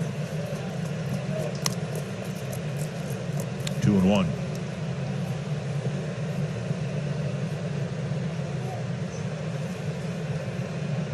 Milwaukee probably needs to win both games of the doubleheader with St. Louis. They won the first one 3-0. They're trailing in the second one 3-0. Softly hit to Polanco, and that wraps things up. A leadoff walk and a 2-run home. Kansas City Royals, then Milwaukee. Mike Moustakas with a 2-run home run to put Cincinnati in front. Rios getting a little bit too much of the plate with a fastball. Miguel Sano will try to start a rally for the Twins, leading off the 4th inning. Sano, Polanco, and Garver facing Michael Lorenzen. Just outside, ball 1. Had the same umpiring crew that we had in the Tigers series here, by the way. Ryan Blackney has the home plate duties. Tomorrow it'll be DJ Rayburn, Tim Timmons on Sunday. 2-0. I know I made a point counter to this last half inning, but I think this is what frustrates everybody involved, is when the pitch is a strike one time and then it's a ball the next time and it's a strike the next time. It's really hard to figure out as a hitter and as a pitcher what the strike zone actually is. You know, you hope that it's the box and that's where it stays, and nobody's going to have a perfect game. You're going to miss some pitches from time to time, but when it seems like it's 50-50 on those borderline pitches, that's when it becomes really difficult, you know, to call a game, to set up as a catcher, and also as a hitter to understand when you have to swing. On a breaking ball, a swing and a miss. And then when you get one like that, you can't miss it. But you know, it's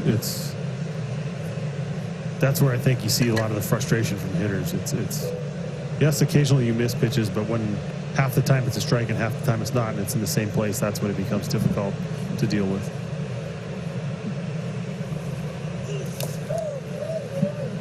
Barnard with the block. Well, there's nobody on base. Full count now to Sano with Polanco on deck. Yeah, for any young catchers watching at home, you want to get good at blocking. Obviously, 2 strikes. He's trying to keep the ball in front of him. Sano can run on a ball in the dirt there, but you want to get good at blocking balls. You block every ball you can with nobody on base, and then it becomes second nature and just becomes a reaction. If you only try and do it when there's guys on base, it becomes difficult. And it really aggravates the umpire standing behind you. Yeah, that's what I told you. That's one of the first lessons I learned when I got to pro ball was keep the ball off the umpire. Don't let them wear every foul ball. You have a chest protector. You block it and develop a good relationship with those guys, and maybe you'll get a call or 2 down the road. Full count to Sano, who's got a leadoff single in the 3rd and scored a run. Ooh, he got a hanger and fouled it straight back to the screen. Yeah, might have slipped on the bat just a little bit right there, but He's had 2 of those in this at-bat that were, you know, kind of center cut right there, split the plate with that 2 sliders.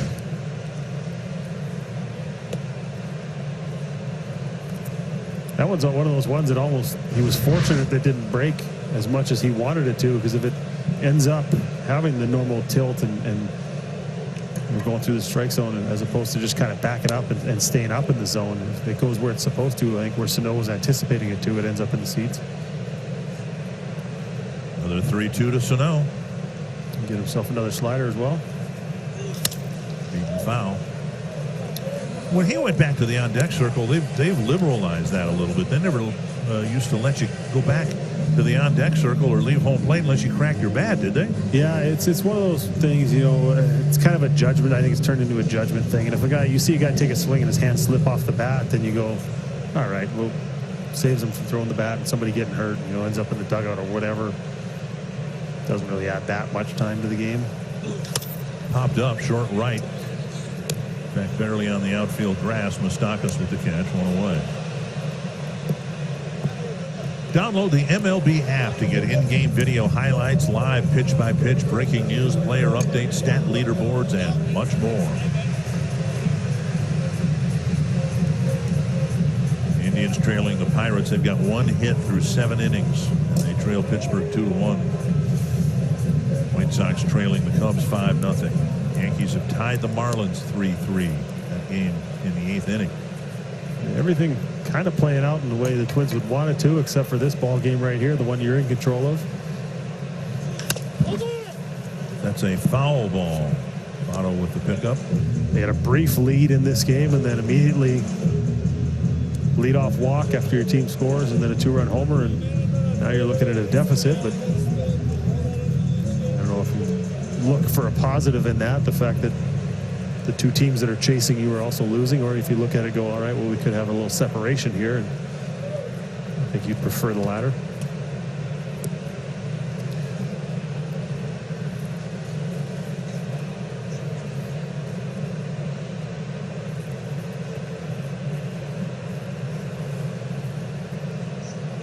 Check your swing, and just outside.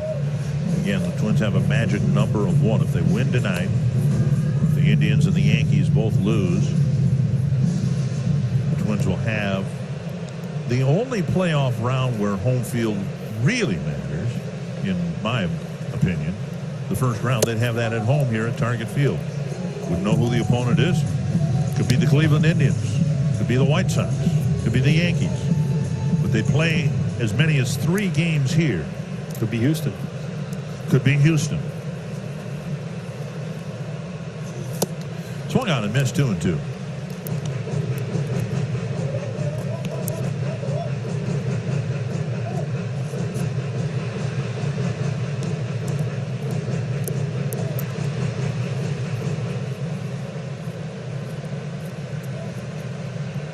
Lorenzen's retired all 3 batters he's faced, getting Rosario and Buxton in the 3rd, Sano in the 4th.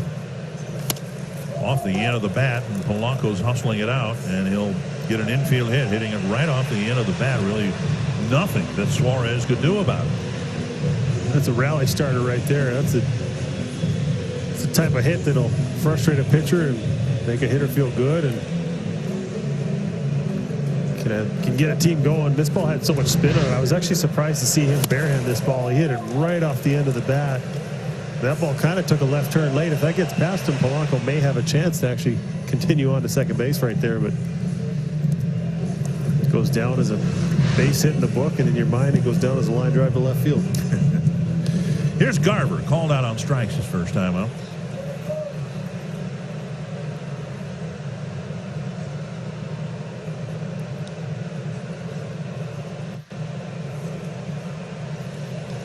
With Donaldson out now, Twins would really like to see Garver's right-handed pop show up here in this last series of the regular season. Yeah, this is kind of one of the last pieces of the puzzle you want to get going right here. You've seen Kepler swing it better. Buxton's been swinging it well. Garver had such a fantastic year last year. Got off to a slow start, got a little break in the middle. Looked like he was starting to come out of it when he came off the injured list, and he has had some good at-bats. He's had some good swings. He looks a little more comfortable in the box. And obviously, he'd like the results to follow. Driven to the gap in left center field. Hard off the wall. Polanco to third base. He'll be held. And Garver with a double, a ringing double. And the Twins got a friendly bounce in the gap in right center field. Garver hit that ball too hard to score the run. Yeah, he almost knocked the left field wall down. He hit that ball so hard, but it was, you know, the bounce that they weren't hoping for. If that ball lands a foot higher, it hits off the fencing. And you know, Garver did so much damage on fastballs last year. It's like you threw him a fastball, he did not miss. It seemed like one of them, and he didn't miss this one. The question was whether it was high enough or not. But I mean, it kicked just perfectly to Senzel, and that's the only reason that Polanco wasn't able to score. But it all started with that simple little infield single off the end of the bat, and now there's a chance to answer the two Reds runs with maybe one or two of your own right here. And again, the Reds playing the infield back. Gonzalez at the plate. Hacked foul. One strike.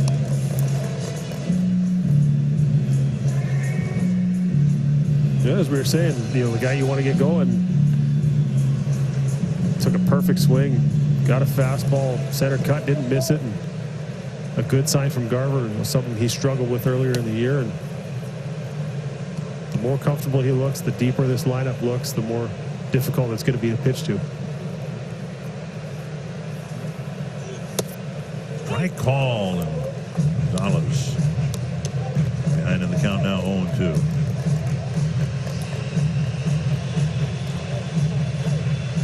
We've seen more often than not in the month of September a batter, in this case Gonzalez, finding a way to get it done. The ground ball to the right side. The Twins have tied the game. Nice block by Barnhart.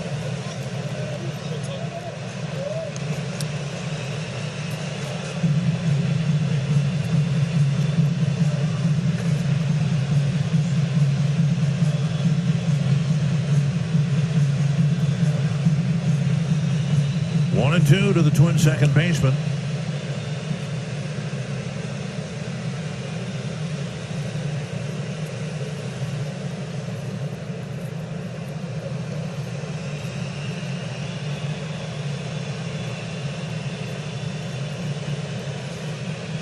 Got him up and away with a fastball, struck him out. That'll leave it up to Kepler. Just a perfectly executed pitch right there. 97 miles an hour, just above the zone. He threw the slider almost the same location earlier in that bat and clipped the corner, got the call to put him 0-2, and then this was a fastball off nearly the same spot, and this time it was riding up to the zone away from Marwin Gonzalez and got a piece of it, but ends up striking out. And now you're going to need your teammate to pick you up right here. And you know, we saw this the other day. Kepler with the walk-off hit, and then the base open, decided to pitch to him, and once again the Reds are going to try and do the same thing, come at Kepler and see if he's able to square it up and hit the ball hard again and maybe drive in a couple. Polanco leading off, and now the Twins hooting and hollering at Ryan Blackney for another called strike. Twins dugout thought that was high, but we see the Reds here do something that most teams don't do anymore, and that is let the runner at third take a huge lead. Polanco right now is almost halfway to home plate. Kepler pops it up. And a foul ball catch made. Bench coach Mike Bell and Reds manager David Bell, with his back to the camera there, are brothers. Their dad is Buddy Bell. And Mike Bell was talking about his family before the game. And these guys are part of a family of 5. They have a younger sister named Tracy. There's Tracy with David Bell. And Tracy turned 35 years old the other day. And Mike was saying Tracy has Down syndrome and she's a huge baseball fan. And all she wanted for her birthday was a Reds win. She's a loyal Reds fan.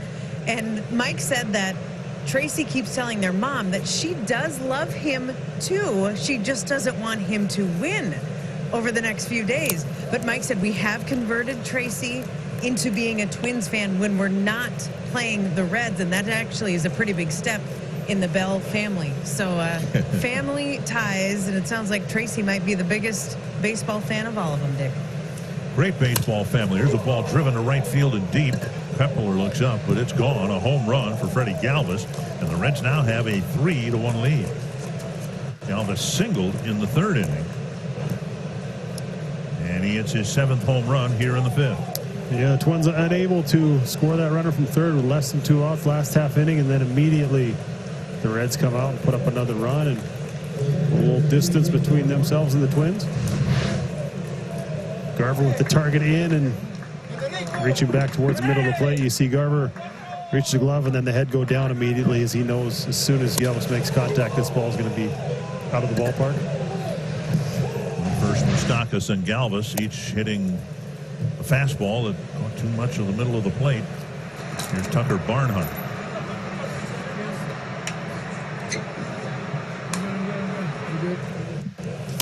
Popped up, and Adrianza makes the play, 1 away. Buddy Bell was one of the best third basemen of his era in the American League. And Mike and David have made their careers in baseball. I asked Mike today about, hey, when you grow up, you know, the son of a great baseball player, what, you know, did Buddy just encourage or push baseball? And he said, actually, Buddy pushed Mike more into basketball than baseball. And he played all 3 sports through his sophomore year in high school. Football, not just 3 sports, but football, basketball, and baseball. There's a liner, and that's a fair ball into the left field corner. And Akiyama digs to second base. Here's the throw, not in time. And the Reds now hitting the ball pretty hard against Barrios. That one an opposite field double. Yeah, Barrios, Rosario played this about as well as you can play it off the left field wall. Ball kicked. He's so familiar with this ballpark and made a perfect throw to second base, but Akiyama, a good runner, able to get a double. We'll take a look at it here. So that's almost the identical first pitch breaking or 2-strike breaking ball he threw him and struck him out on his first at bat. He took it for a strike this time, able to make an adjustment. Got another look at Barrios, got another look at his breaking ball, was able to put that ball in play and hit it down the left field line. He said, all right, I gave you that one earlier. I saw what it looks like. Now I'm going to make an adjustment. And he went and did that and got a double. And Wes Johnson off the mound. Try and settle Barrios down a little bit and maybe give Fieldbar a little bit more time to get loose in the Twins bullpen.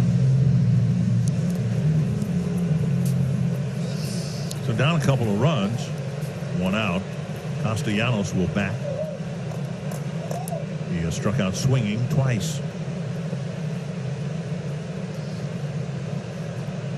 Let's see if Castellanos is able to make an adjustment, much like Akiyama did.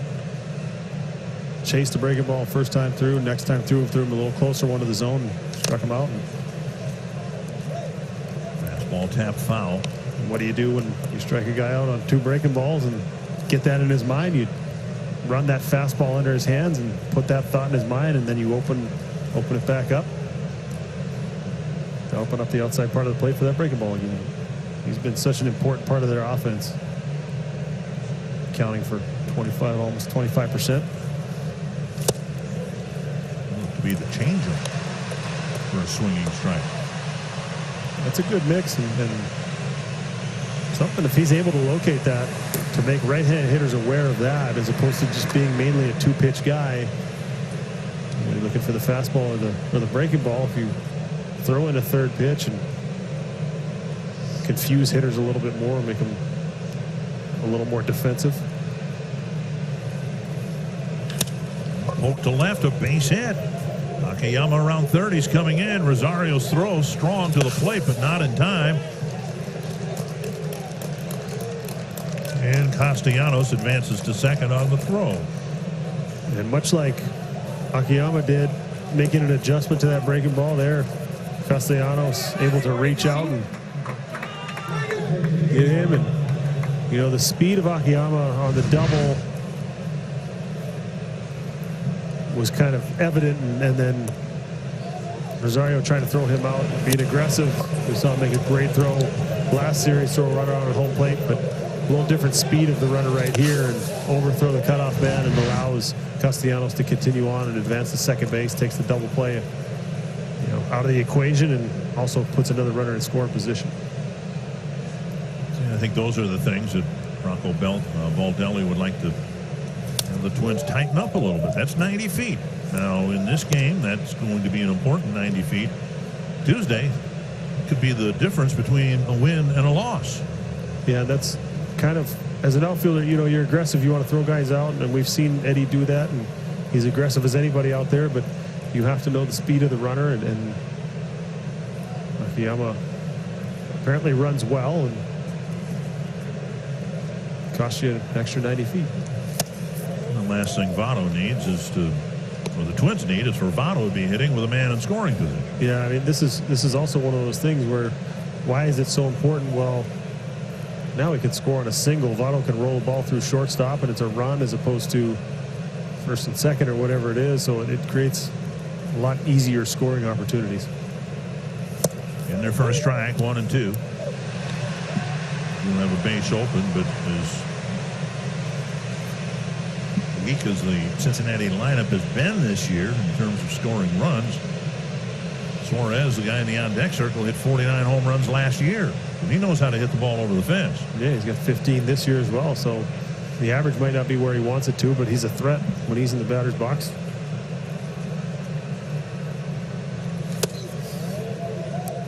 And just missing up and in, 2-2.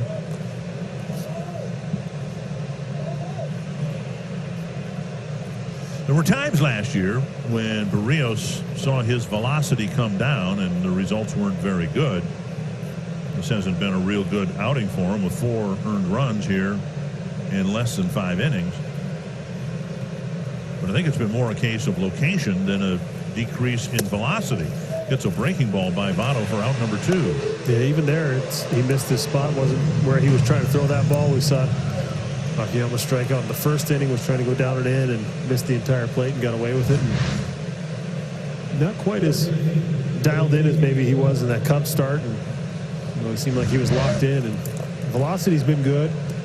He's throwing some real good, sharp breaking balls, but it seems like it's been a little bit more of a grind for him in this start.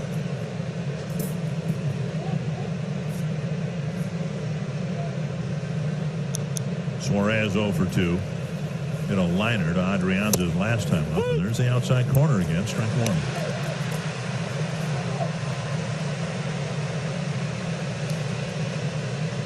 Giants won the first of a doubleheader today. They now have the same record as the Reds, 29 and 28.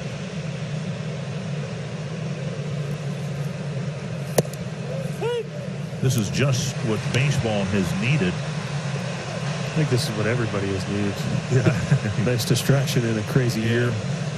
But don't you think some variation of this will be out there down the road, if not next year, in the next CBA? Yes. Breaking ball, got him. And Suarez on 3 pitches is retired. So where to find family fun? ExploreMinnesota.com is the first stop on your vacation destination. Share your favorite adventures with #OnlyInMN. A lot of people will be going out to see fall colors this weekend. I can speak from firsthand experience. They're getting brilliant in north central Minnesota. Adrianza takes outside ball 1. As beautiful as they are, maybe you're like me. There's kind of a little dread because you know that as beautiful as the leaves are, they're going to fall off in a few days. A, I have to rake them up. And B, winter's coming. Yeah, we got plenty of time before that. I don't know. I like fall. Oh, I love it. It just doesn't last long enough. 2-0 to Adrianza. Yeah, but you know what it means. Hockey season's coming. Oh, there you go. Try and look for the silver lining and everything. Check swing, but a called strike, 2-1. Adrianza entered the game when Josh Donaldson left it with a right calf cramp. And promptly came in, made a nice fielding play, cracked an RBI double.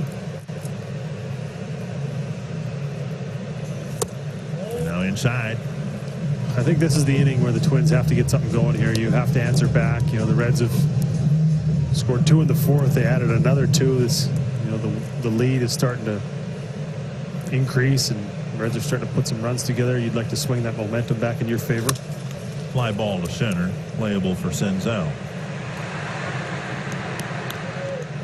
1 down. Time now for a quick word from Prism Research. For more information on upcoming studies at Prism Research, visit our website at prismresearchinc.com. Lorenzen came into the game with 1 out in the 3rd.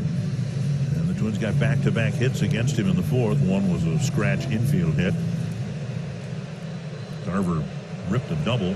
He's pitched pretty well here. Now he's pitching with a 3-run lead, missing to Cruz on the first pitch, 1-0.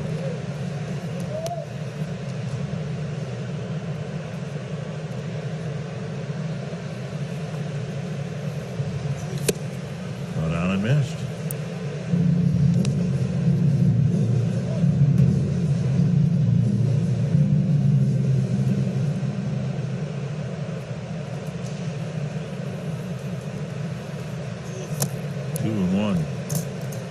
It's been a fun team to watch, and basically they've been as successful in terms of winning percentage as they were last year. Now they've gone about it a different way with better pitching and not as many home runs. Big cut by Cruz, 2-2. And of course the shame of it all is fans haven't been able to come and watch the team play.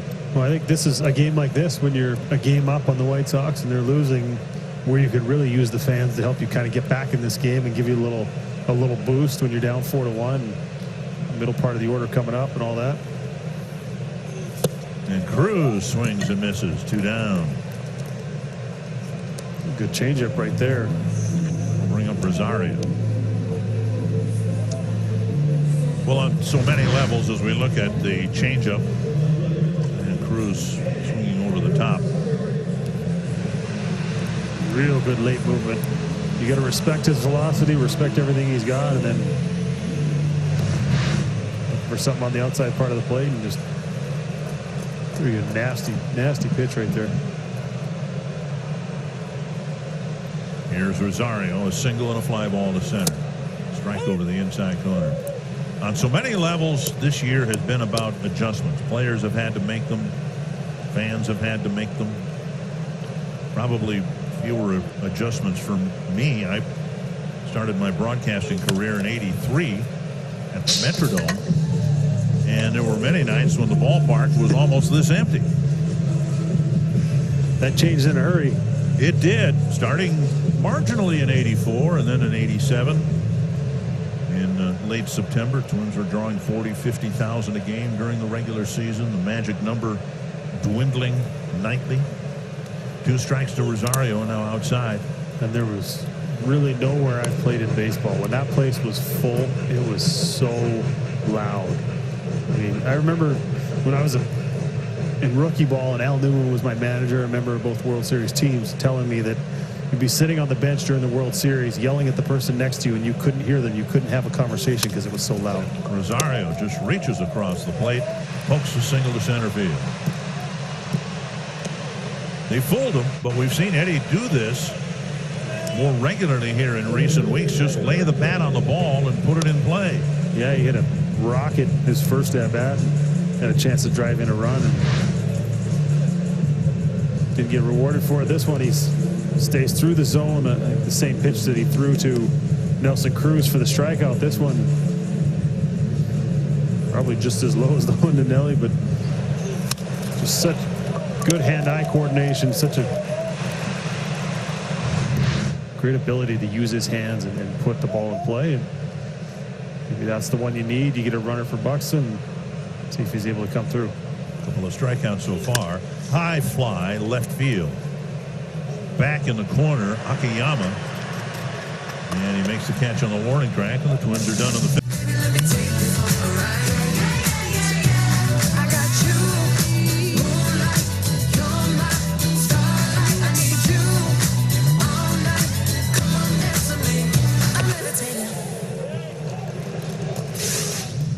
NLCS game reset. Twins got the first run of the game. The Reds with a couple of home runs, now a 4-1 lead. As they've been scoring runs, and you may have been able to hear the Reds hooting and hollering from the dugout. Here's Caleb Thielbar. You look at his numbers so far this year, coming on in relief of Jose Barrios.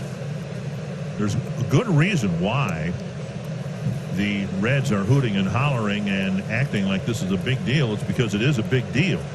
3 things need to have happened, or have to happen, for the Reds to clinch a playoff spot tonight. 2 of them have already happened.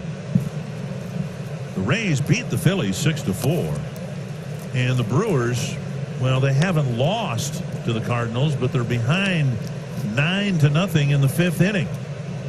So if the Cardinals beat the Brewers in the second game of that doubleheader, the Phillies have already lost, and if the Reds win this game, they're in the playoffs.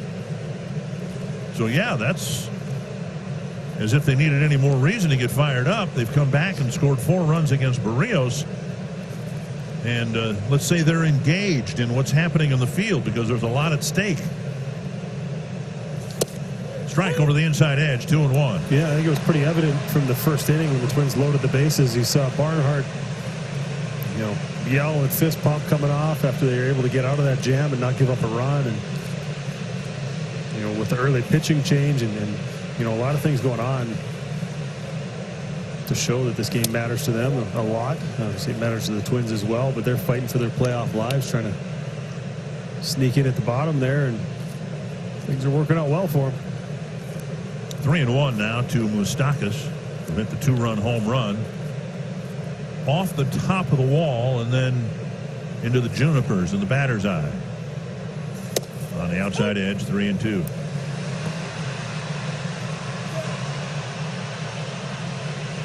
Meanwhile, the Cubs lead the White Sox 7-0. That would take the magic number down for the Twins to win the division by 1 more.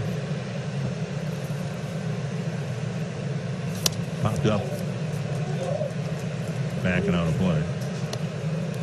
Well, let's take a look at StatCast, powered by Google Cloud. Yeah, Moustakas got himself a fastball all over the plate.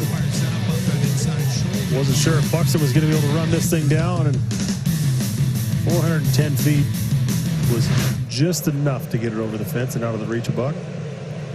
Full count to Moustakas. Popped up, right center field. Kepler coming in. Buxton backing him up. 1 away.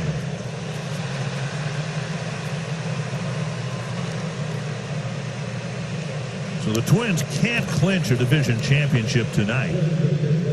But if the White Sox lose, they can clinch it tomorrow. And as you and I were talking before the game today, to me, that's infinitely more of an accomplishment, if it happens, than simply getting into the playoffs. The fact is, when they came up with the playoff format, and 8 out of 15 teams in the league were going to get in, the Twins are so talented that if they weren't in the top 8 teams, weren't in the playoff field, that would have been a huge national story. So the last Saturday, Twins won a ball game, and that got them a playoff spot, and they matter-of-factly celebrated on the field and then did whatever they did in the clubhouse. I'll be curious if it happens what the on-field celebration might be like for actually winning the division. Yeah, I think it was probably a little more subdued. The Twins, I mean, you celebrate every time you get in the playoffs, don't get me wrong, but they don't give you a banner to hang above the stadium for finishing second in your division. So they're able to either find a way to come back in this game or find a way to win tomorrow, and back-to-back division titles. It would be something special, I think, for sure. Anytime you're part of a division winner, a champion, that's a big accomplishment. Driven to right, but Kepler is there and might have slipped in some wet grass out there. Made the catch. 2 down. See, I think that ball got the lights at the end on him, and You saw him backing up. I thought this ball actually had a chance of getting over his head, but it must have had a little bit of top spin on it and contending with the lights as well. And replace your divot. Nice concentration though. Gonna look over to Buxton as if to say, "Do you ever do that?" 2 down here in the 6th, and now Senzel.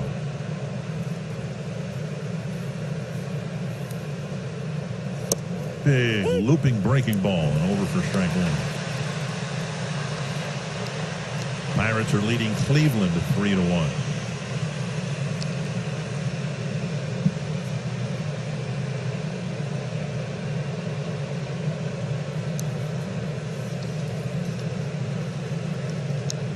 Cleveland needs to win out to be a division champion. So any loss will keep them in the playoff field, but not as a division champion. Yeah, you're thankful for what they did to the Chicago White Sox, but now you need them to cool off a little bit, especially if that ends up being the team you're facing in the first round. But big breaking ball, and Senzel gets a piece of it. And it gives us probably 15 minutes back of our day tomorrow of trying to figure out what scenario, tiebreaker, and all the rest of it. So I'll be working on it tonight. I'll be watching some West Coast baseball game and trying to match up different possibilities. And okay, this means what now? If so and so's pitching tomorrow and they do this, and then by the time we hit the air, I'll be more confused than anybody else. Fly to right, Kepler with all 3 putouts. A scoreless one. Sports North is brought to you by Grand Casino. Let your story begin. And by Toyota. Dear driver, hurry in and save. Toyota. Beautiful night at Target Field. Lorenzen's done awfully well. He pitched around 3 hits, entered the game with 1 out in the 3rd. Now has a 3-run lead as we begin the bottom of the 6th inning. It'll be Sano, Polanco, and Garver. We had the Twins hoping for a mid-late inning comeback against Cincinnati, and there's strike 1 to Sano. yeah, we were kind of wondering what the pitching plan is. Obviously, we're not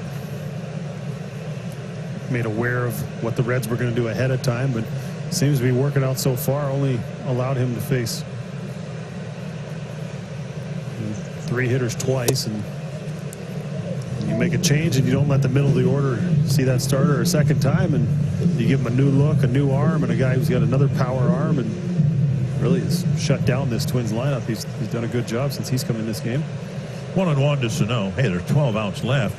A lot of baseball yet to be played tonight. But if the Reds clinch tonight, I'll be curious what they decide to do with their pitching tomorrow and Sunday. Their playoff round would begin on Wednesday.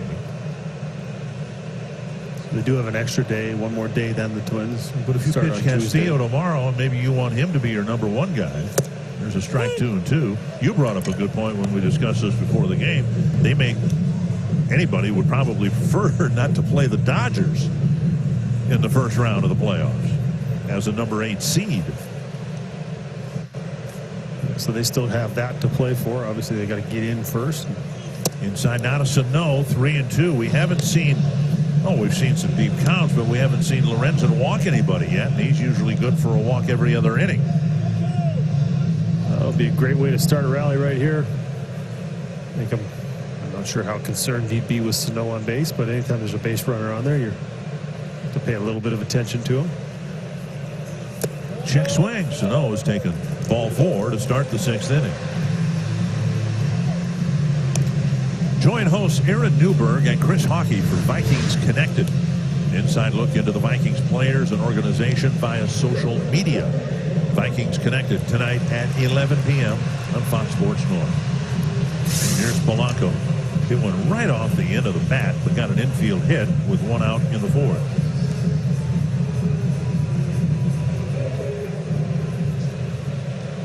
Well, as soon as the Twins get a base runner, it causes activity to happen in the Reds bullpen. The Twins can get something going here quickly before anybody's loose down there. Now everyone's had a look at Off the glove of Votto. He will stay with it and dive to the bag. A wicked smash, and Votto knocked it down, got the out. Sano advances to second base. Votto trying to get the feeling back in his fingers. This ball had some topspin. It came up on him and tried the old glove save like the goalie. And was able to knock it down. This would have been a huge break for the Twins if this ball was able to get past. But Votto recovers. Sano in scoring position. It'd be nice to be able to get that one run in. So Polanco barely hits it at all and gets a base hit in the fourth inning. And he smashes one for an out. And that'll bring up Garver, who smashed a double off the fence in left center his last time up. Let's see if he challenges him the same way. He hit his fastball hard. Now you've got a runner in scoring position. Pitchers typically pitch differently when they have the potential to give up runs. So does he try and elevate that fastball again, or does he go to the breaking ball immediately? He does. And misses ball one.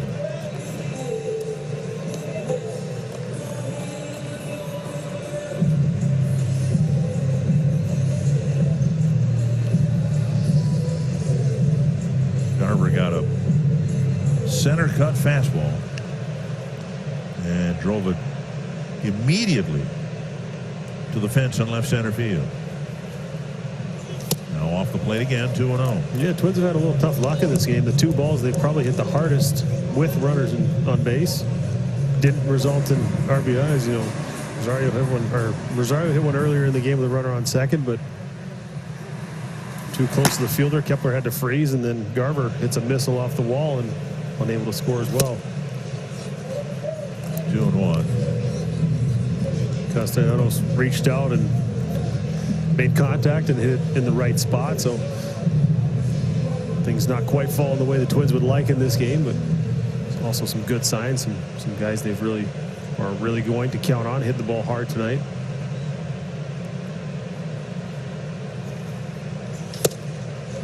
A fastball, swing and a miss, and it's 2-2.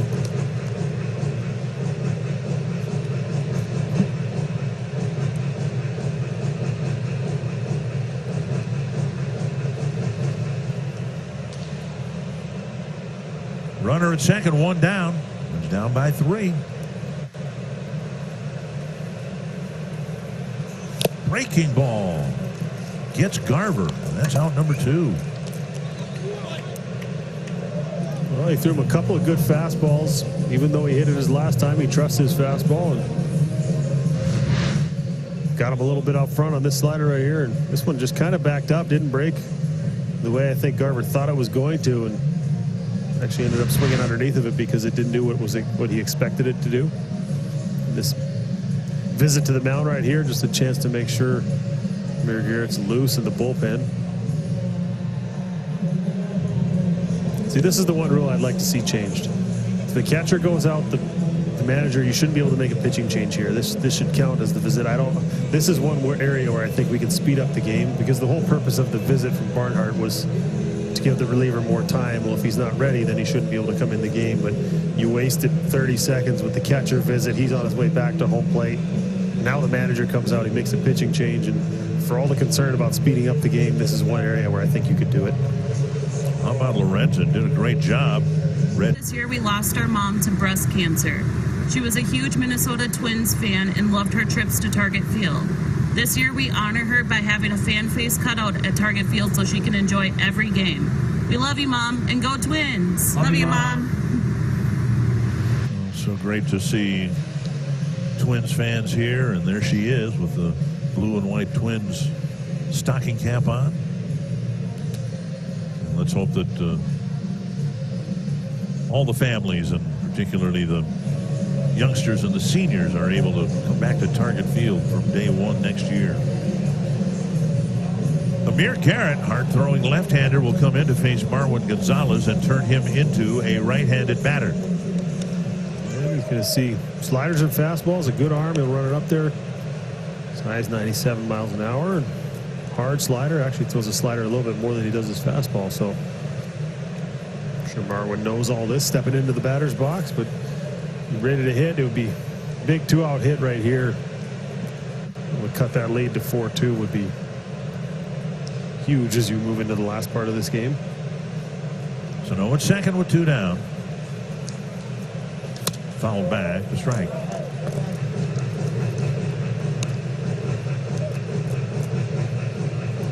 Garrett just 8 hits allowed in 17 2/3 innings. But 4 of those 8 hits have been home runs.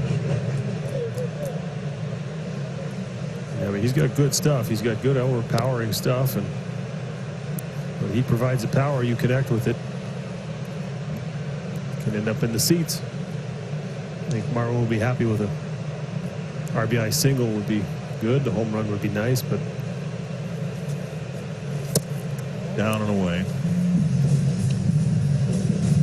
Marlins beat the Yankees 4-3. The Yankees slide continues. Yankees falling now to 32-26. Just 1 game ahead of the charging Toronto Blue Jays.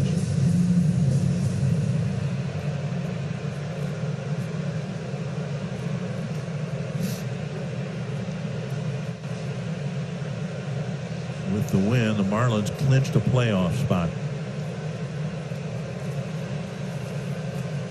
There's a ball hit down the line, and it's going to land for a base hit. Sano will score, and Gonzalez delivers a big 2-out hit, and it's 4-2. yeah, that's the one the Twins have been looking for all game right there. Nice job by Marwin right there, making sure Sano is brought home, and now, I don't know if I should say misplay, but the ball Votto knocked down, allowed Sano to get to second base, and Marwin with the slider actually below the zone. You see him choked up on the bat right there. Head down, making sure he gets this ball in play and hits it in the right spot, allows Sano to score, and now it's a 4-2 ball game, and a tying run comes to the plate. Kepler with a walk, single and a run scored. He fouled out to Suarez his last time up.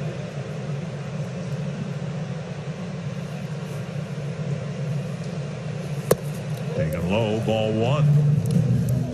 Indians have just walked off the Pirates 4-3. Coming back in the 9th inning.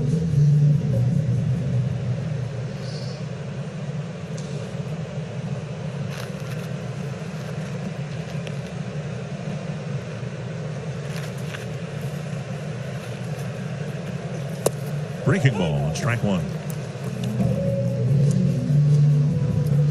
So the Indians back to 10 games above the 500 mark.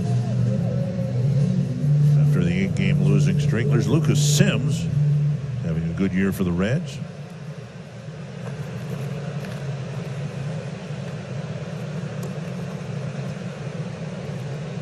One and one to Kepler. Fouled back.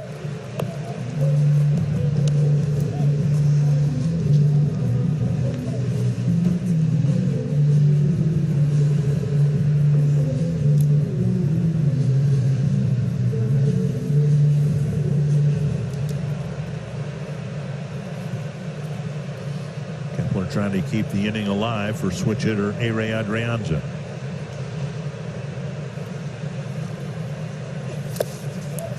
Another nice block by Barnhart.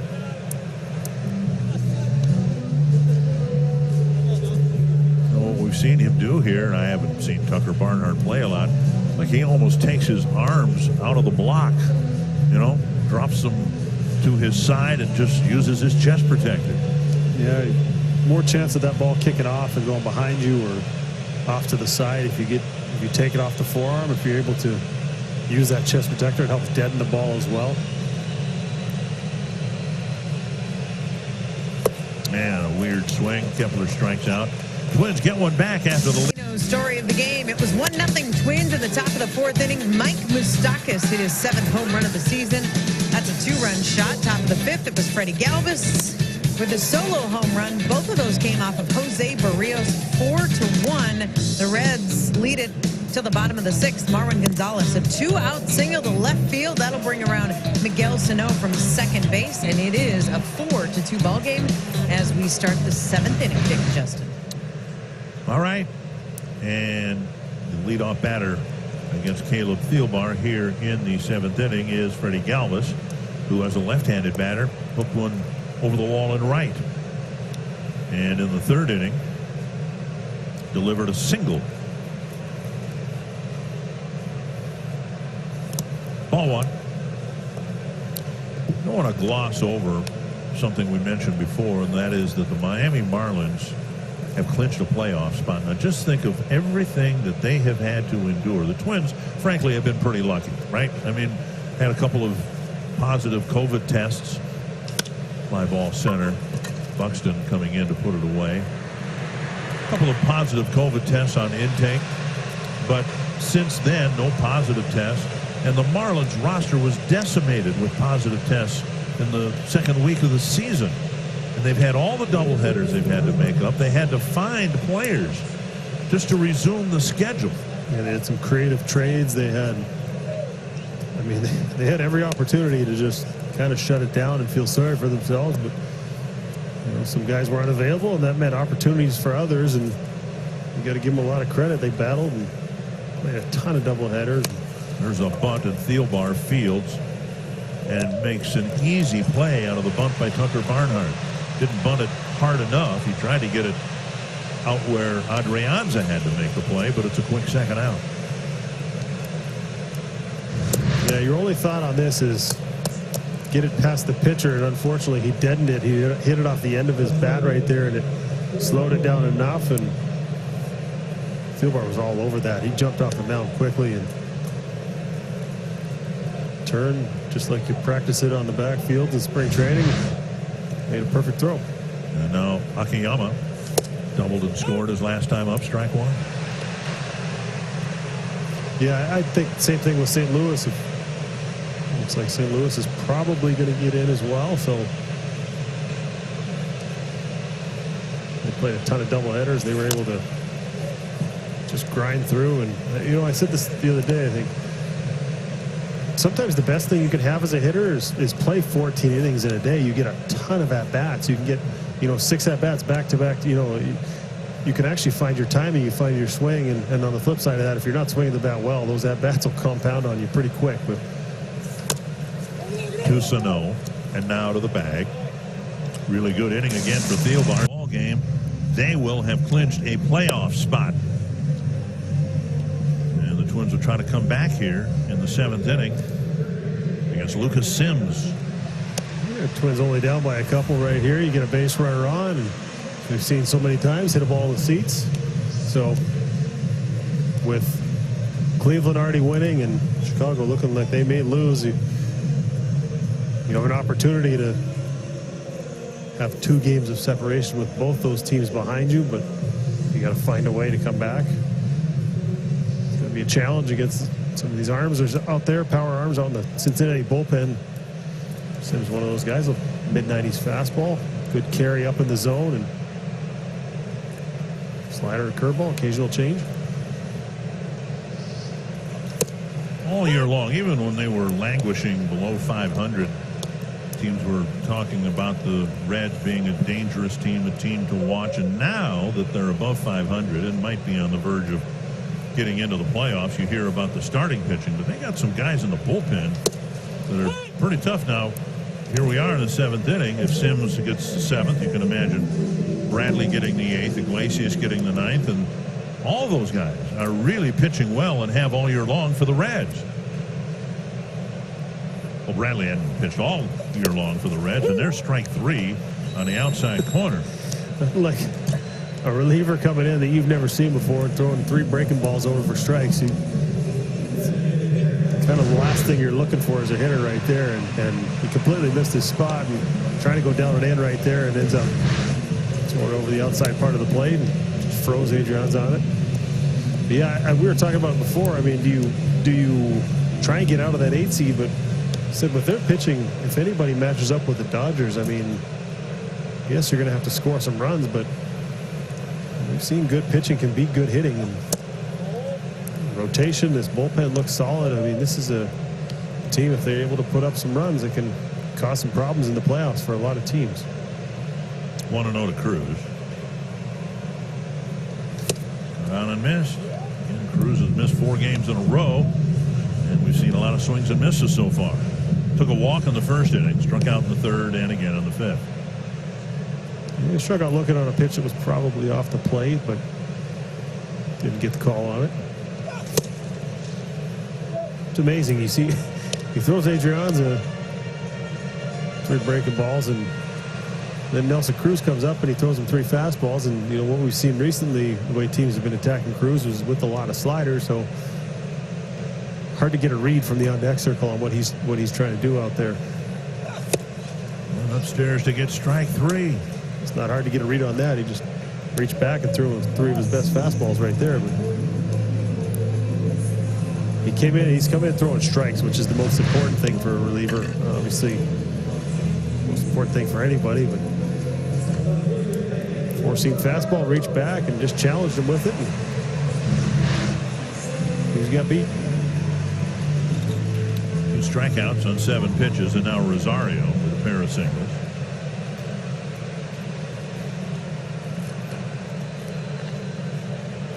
See Eddie continue to stay hot. Maybe a good chance to give his team a jolt, wake everybody up, maybe hit a ball in the seats right here with 2 outs. Skips rope, takes ball 1.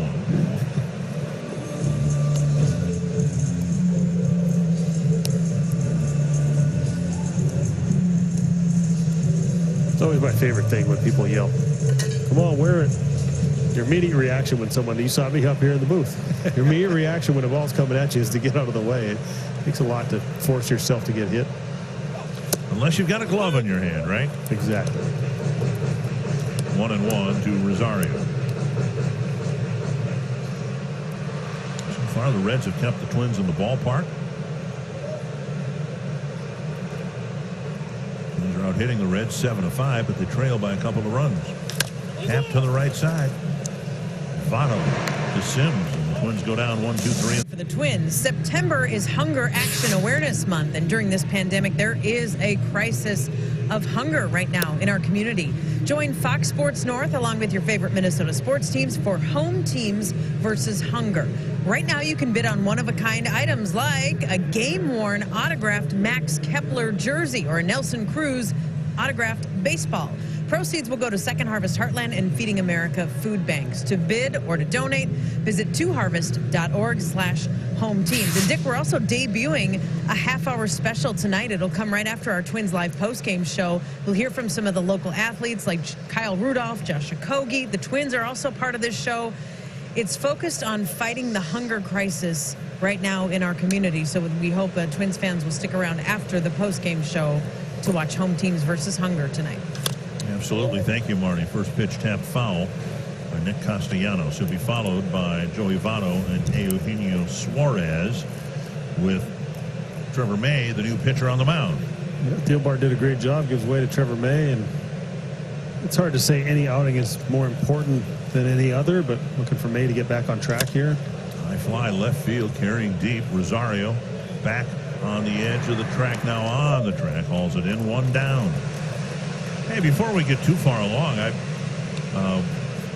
smiled and yet was saddened to learn yesterday that Alex Gordon, who wore the Kansas City Royal uniform with pride, announced that this is going to be his last year.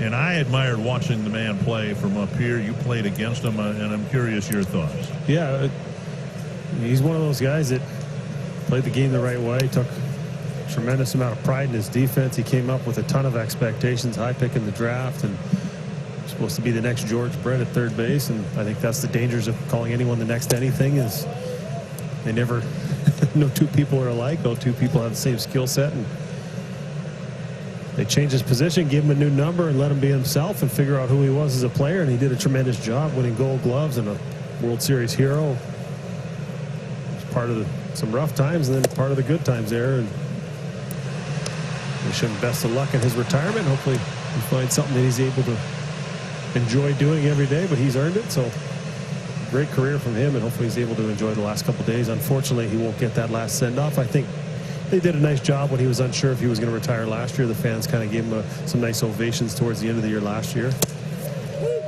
And I'm sure he won't forget that. But I don't know that I've ever seen a player adapt so quickly to a new position. You're right. He started as a third baseman, and he struggled offensively. And they thought maybe, we'll put him out in the outfield, not knowing what to expect. 7 Gold Gloves, I believe, out in left field. Down and in to Votto, 2-2. Yeah, it was amazing to see, and I think Joe Mauer was still playing, he'd be celebrating to see that. It seemed like he caught more of Mauer's line drives in left field than anybody else. And everywhere Joe hit the ball, it seemed like against Kansas City, Alex Gordon was playing. To the right side, Snow racing to the bag. Otto's thrown out, 2 down. Yeah, I think Joe would probably still be playing if it weren't for Alex Gordon in left field. Another 100 hits out there, maybe. Another couple batting titles, possibly. Yeah, he was good. And I think the benefit, he had the benefit of being an infielder. He had that short arm, so he was able to throw out runners as well. Not just covering all the ground he did in the way he was positioned in the outfield, but he also got rid of the ball very quickly. He had a very accurate arm, much like we saw when Michael Kadire played right field. Converted infielder to outfield. He had a ton of outfield assists because of the accuracy and his ability to get the ball from his glove to his hand quickly, much like an infielder has to do almost every time they catch a ground ball. So both of those guys had great careers in the outfield, but Alex Gordon, sad to see him go, but also has a lot to be proud of.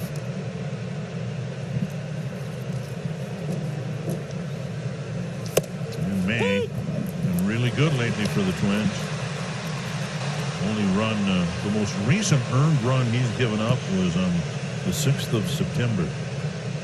He's had 6 outings in a row where he's not given up an earned run. Now he had one where he walked a couple against the White Sox in Chicago. But he looks like he's peaking at the right time.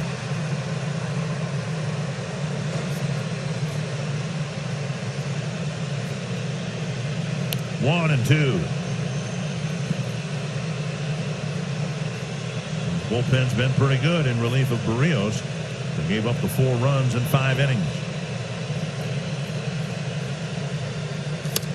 First Thielbar and now May so far have been perfect.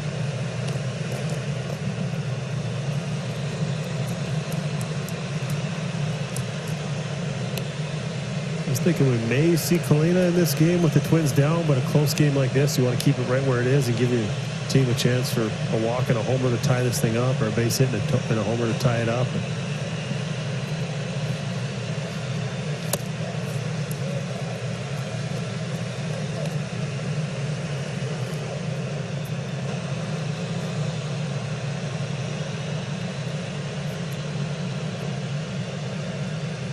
Two and 2 to Suarez.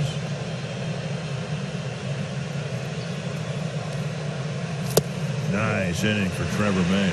So far, pivotal games being played this weekend. The Indians came back, another walk-off win for them over the Pirates. Marlins in 10 beat the Yankees, advancing to the playoffs. The Rays, if Oakland loses tonight, will clinch the #1 overall seed. The Twins still in the hunt for that. Houston can clinch being the 6th seed, 3 outs away from that. Here's Buxton leading off the Twins' 8th against Lucas Sims. The Twins can still control their own destiny if they're able to come back and win this game and make things a little bit more comfortable heading into the last 2 games.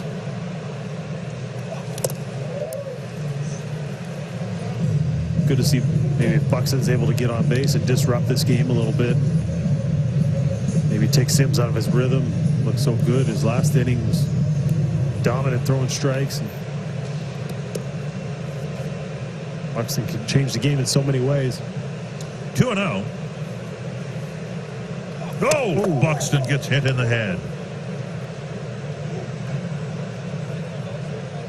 A 2-0 pitch.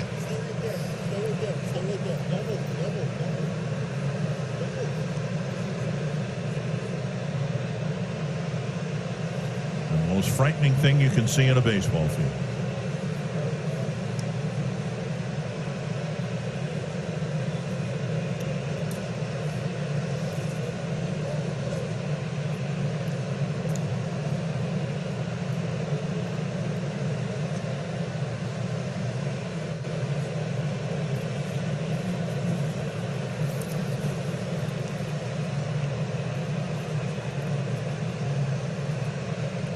Kuza giving him the concussion protocol.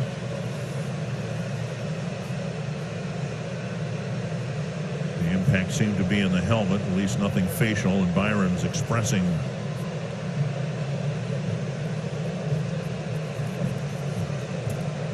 reacting to the trainer. I think obviously the concern here with his history of concussions as well.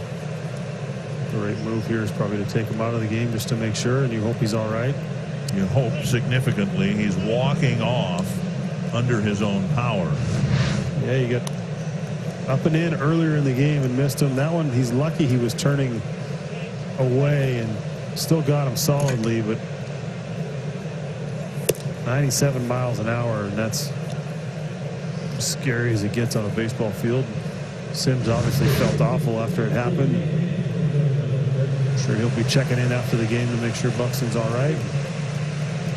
Kay will run for Buxton. Earlier in the game, Josh Donaldson came out of the game with a cramp in his right calf, and now the hope is the Twins risk a serious injury to Byron Buxton. Bell to the mound.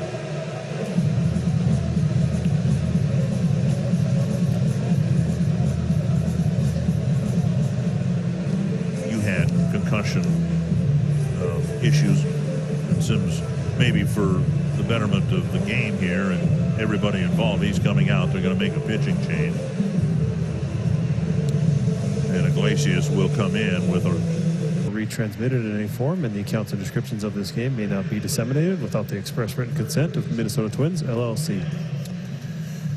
Raisel Iglesias might be the best relief pitcher a lot of baseball fans haven't heard of, only because the Reds haven't been in postseason play. But he's been really, really good. He keeps the ball in the ballpark, doesn't walk people, and strikes out a lot of people.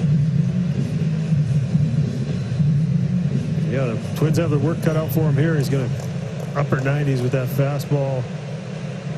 Slider, a secondary pitch. He will throw changeup, but Sexto's going to see a first pitch slider right here. Swings through it or out in front of it. Strike one. Sano walked and scored his last time up. Before that, a strikeout and a pop-up. I was going to ask you, I know you had concussion issues, but did you ever get hit in the head? Yeah, my first opening weekend in Seattle. Got hit by a Ron Valone fastball. 0-2, was hanging in a little bit longer. I was kind of expecting a slider to come, and the ball just kind of followed me. And next at bat, I got to face him in Yankee Stadium, and when he was no longer with Seattle, and hit a home run down the left field line. And I think, obviously, there was no intent to pitch, but it was one of the more satisfying home runs of my career. 1-1 to Sano. Another breaking ball, a swing and a miss. 1-2.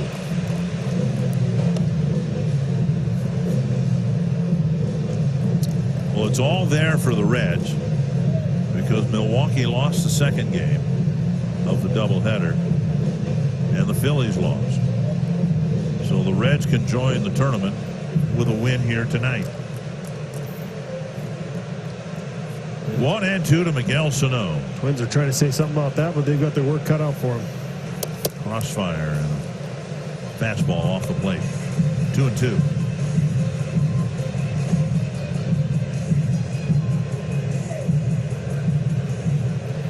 He's got to be tough on a right-handed hitter, the way he really throws cross-body, starts that ball out kind of behind the right-handed hitter.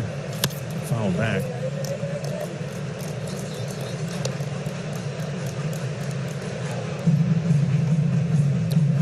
Two fastballs ago, kind of looked like he came down sidearm a little bit. Yeah, change up the release point, give you a little different look, and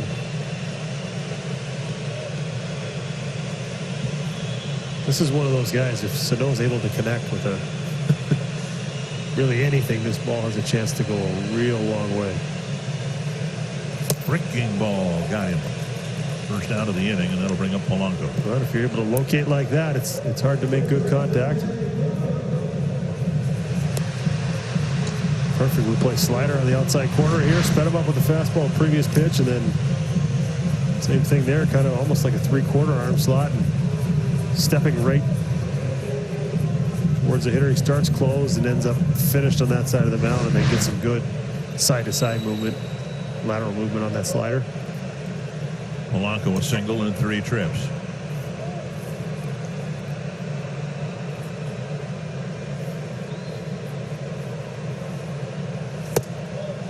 Pitching low, ball 1.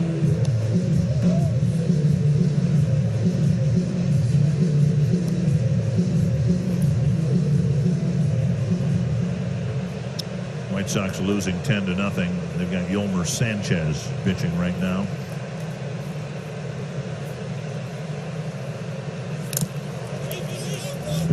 Got by Barnhart, may have hit the umpire, but straight right near home plate.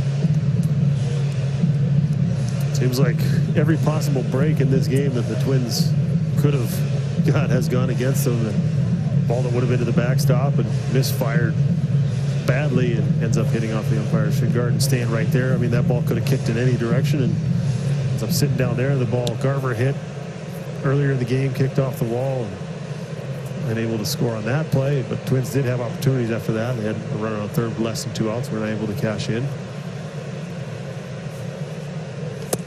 Strike call, 2-1. It's hard to imagine maybe the biggest at-bats in this game came in the first inning. The Twins had the bases loaded and opportunity to build a big lead. Reds bullpen was fired up already in the first inning. Yeah, this is being managed playoff style. And that's a ball hit off the end of the bat, and it'll stay foul thanks to Suarez's kick. Well, it worked for him earlier in the game. That's right. Figured he might try it again, but interesting, a power arm like Iglesias, just mid to upper 90s with that fastball. He threw him a 2-0 changeup and then threw him a 2-1 changeup right there. So I think, to me, of all the things that are different in the game today, it's really these relievers coming out of the bullpen with plus fastballs anywhere from 95 to 100. You see most guys coming in, but they're also not afraid to throw their off-speed stuff. It's like almost as if you throw the soft stuff to set up the fastball, as opposed to forever it was establish your fastball and then get guys out with the off-speed stuff. It's kind of flipped and has been very effective. 2-2 to Polanco. Behind third, going to be a long run for Suarez down the line, and that ball's going to drop for a hit. Cave is trying for third base, and he'll reach Polanco to second. Cave took a huge gamble, but the ball mishandled down the line. So not only did he advance, but Polanco alertly scampered to second. Yeah, good base running all around on that. This ball had some spin. Polanco got jammed pretty bad on this ball, and when it hit the grass, it did not bounce the way Akiyama was expecting it to. But you see this ball hit, and then it kicks back in the other direction, and then Cave was paying attention. He never gave up on this play and kept going, and now you've got the tying run at second base because of smart, aggressive play on the bases.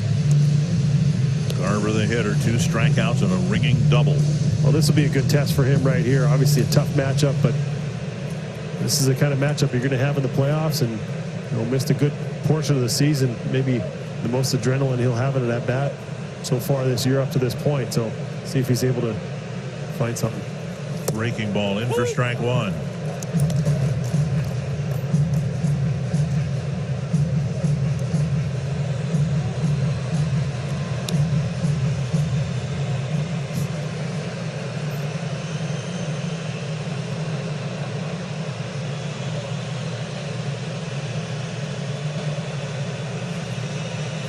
Off the plate, 1-1. Think of the balls Polanco's put in play today. He's got a single and a double. Single off the end of the bat that was hit about 35 miles an hour. And then he hit that ball off his knuckles, and he barreled the ball up to first base, and Bono knocked it down. He didn't get a hit on that one, but those two gets rewarded. But you know what? He puts together good at-bats, and when you do that consistently, you have good results. Down low, good tank by Garver. He's got 3 straight breaking balls. And this is what I was saying about these power arms coming out of the bullpen. It's like you never give in and never throw your fastball until that hitter is least expecting it. And obviously, when you've got the off-speed stuff that he has and you're able to throw it for strikes, it's a very effective way to keep a hitter off balance and make them uncomfortable.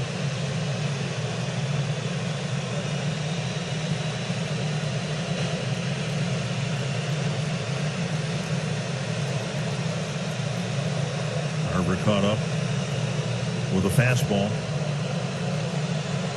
and hit the fence for a double. single might tie the game. 3-1. Gonzalez on deck. This is what I was talking about, Garver, with the adrenaline, the focus. It seems like he's kind of dialing it in a little bit here and laying off some pitches that, if you don't have that extra adrenaline, it's hard to force that and create it. He understands the moment and the at-bat right here. See if he's able to stay disciplined and stay within himself and get a good pitch to hit, put a good swing on it.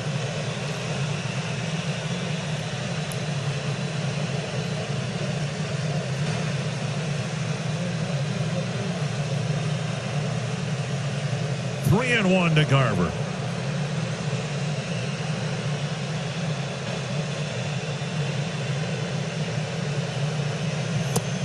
Another breaking ball for another called strike. 5 in a row.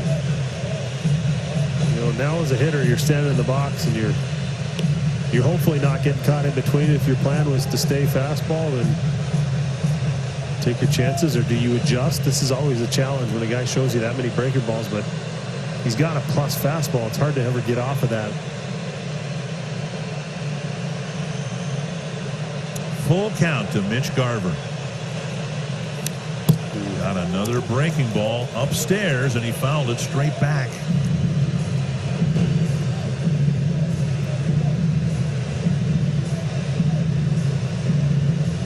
I think he wants that one back. He knows he got a little bit of a hanger there. The other ones were a lot more well located.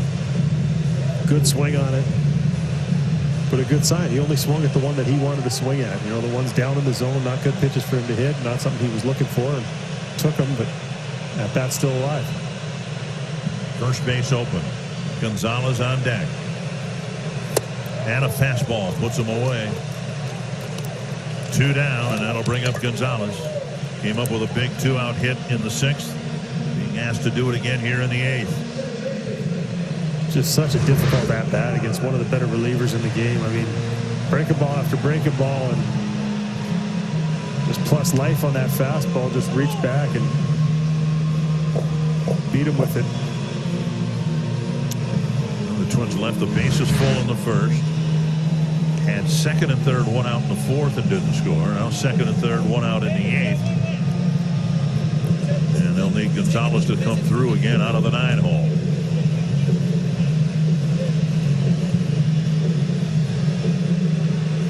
Base hit off the end of his bat as a right-handed batter to drive in Sano in the 6th.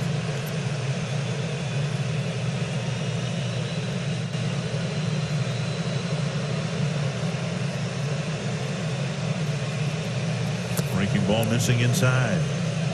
It's been a challenging year for Marwin at the plate, but you know what? When he's had runners in scoring position, he's been able to rise to the occasion. He's been able to put together good at-bats, and I feel like his focus level goes up just a little bit when he sees those guys out there and trying to drive them in. He's had enough experience in a lot of big moments.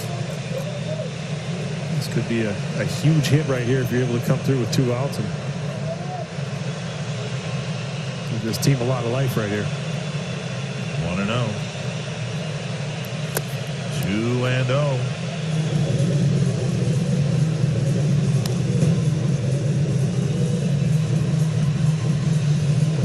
Well, Polanco saw the 2-0 change, the 2-1 change. We'll see how they decide to go after Marwin with Kepler on deck. And so they're not going to give in this situation, but sure looks like Edward Polina is going to make his appearance in the 9th inning if the Twins don't tie it up or take the lead. He's warming up next to Taylor Rogers. 2-0 to Marwin Gonzalez. Swung on and missed another off-speed pitch. That's the changeup right there. Same pattern he went to with Polanco, but good movement on that ball. Well located.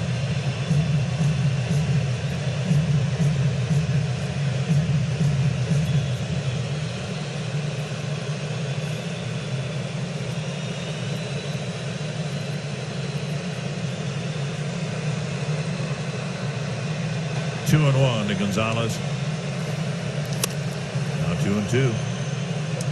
And they got a fastball and flared it foul. He's just throwing so many off-speed pitches. It's hard to be on time for that.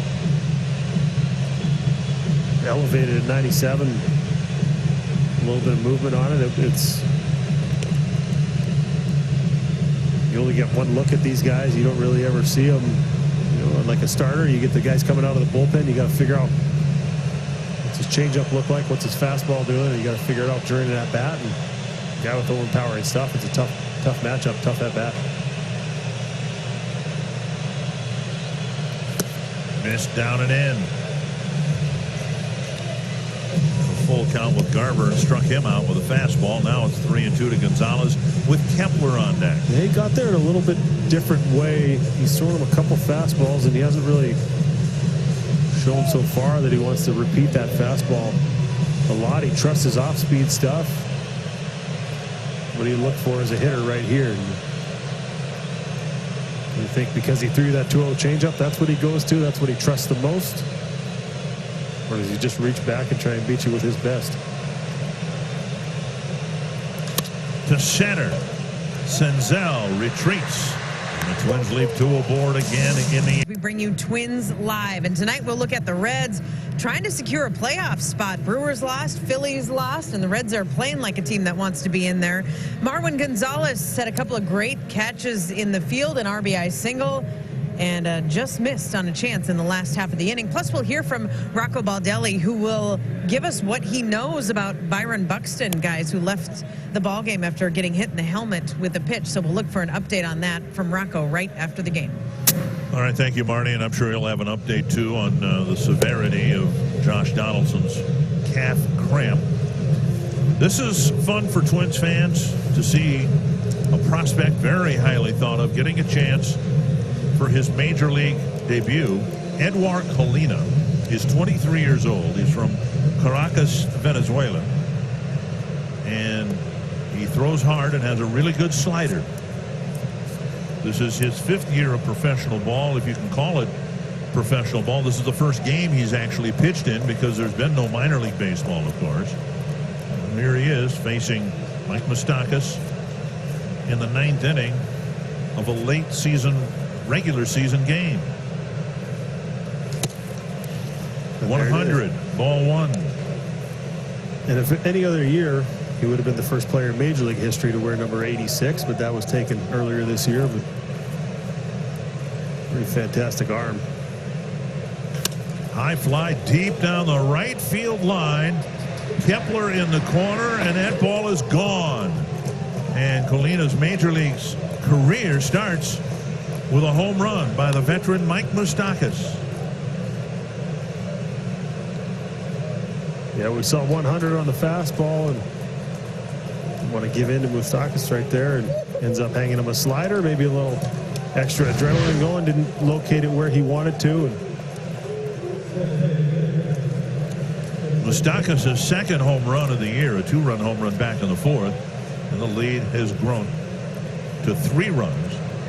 Second home run of the ball game tonight, and now Jesse Winker will bat. Big home run for the Reds, who hope to clinch a playoff spot in moments. Missing inside with the breaking ball.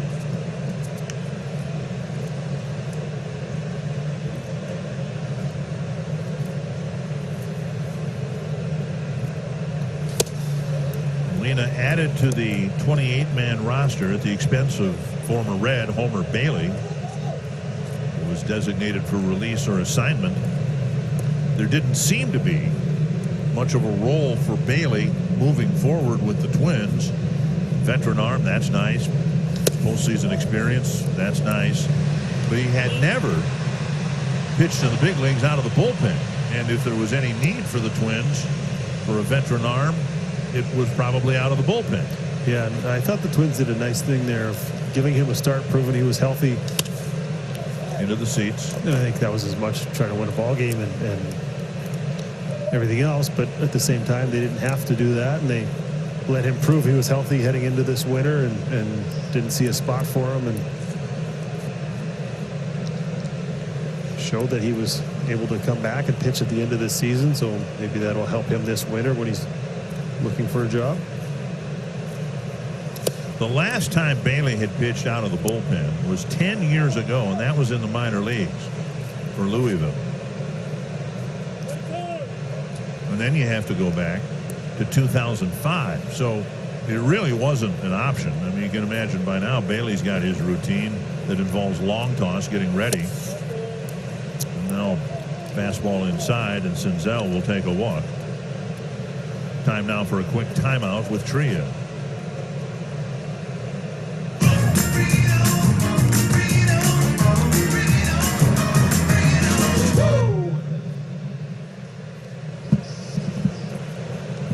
And now Garver getting up out of the crouch with the batter Senzel coming in.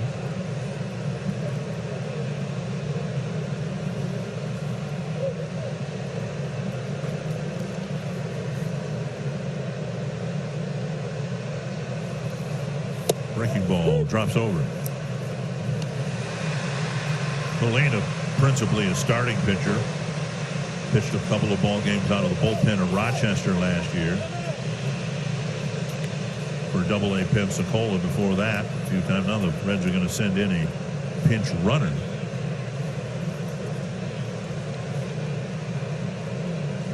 And Winker, the designated hitter, will leave the ball game.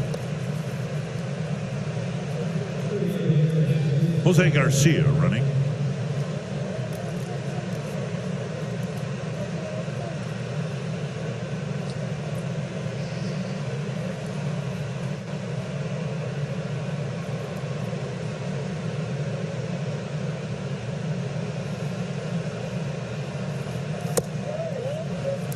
Another breaking ball.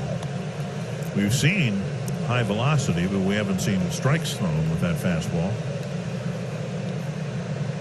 Yeah, first time on a major league mound. You see him there trying to make sure he's breathing, settling himself down, and trying to control those emotions. Wrapped to third. Nice pickup by Adrianza. Comes up firing, and a strong throw not caught by Sano, and it rolls away. So Garcia will advance to third. Really good play by Adrianza, and it looked like a ball that Sano had to stretch for, but probably should have caught. Yeah, not sure if he was going to be out or safe on this play, but no way to tell if he doesn't hang on to the ball. Nice play by Adrianza right here. This ball hit. Decent amount of velocity down that line. Adrianza pops up and throws, and maybe safe anyway, but then the ball not caught will result in an error. Yeah, you see that right off the end of the glove. He's trying to hang on. You see his footwork was good. He got to the corner of the base and tried to hang on as much as he could. And unable to, and this inning's starting to unravel a little bit here.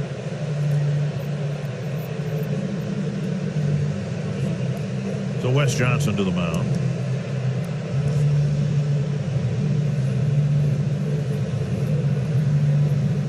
Molina signed back in 2015, almost exactly 5 years ago.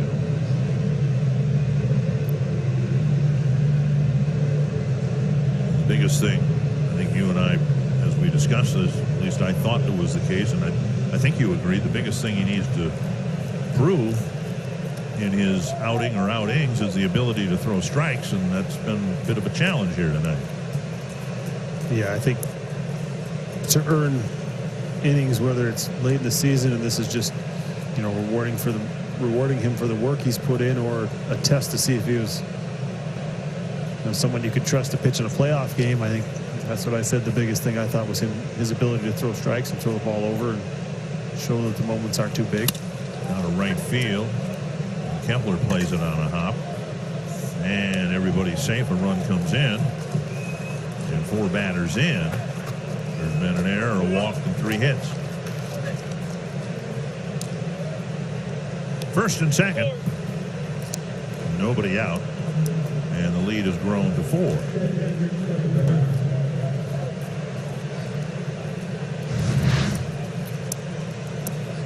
Well, he hit this ball hard. He kind of missed his spot in.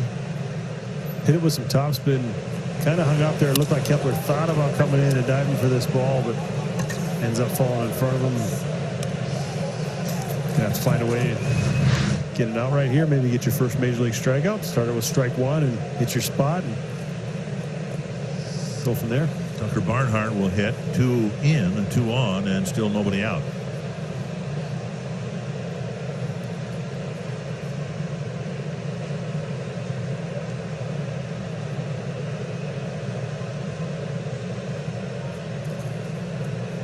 Twins playing the corner infielders in, expecting a possible bunt. And Colina holds to see if Barnhart would betray that bunt early. He did not, and then Colina delivered ball 1.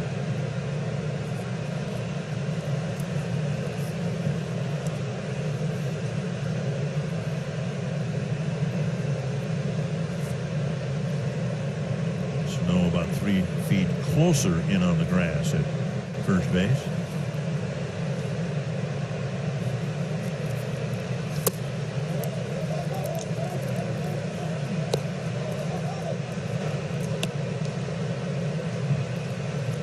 Pitches, just 6 strikes so far for Colina. It's amazing. You know, obviously he's been going through game action and everything else, but how fast the game seems to be, especially your first time out on a major league field. It seems like everything kind of speeds up on you. It's the hardest thing to do is to slow it down. And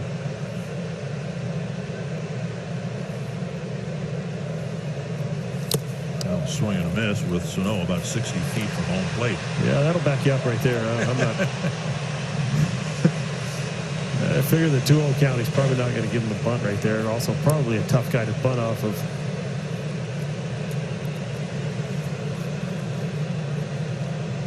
Two and one.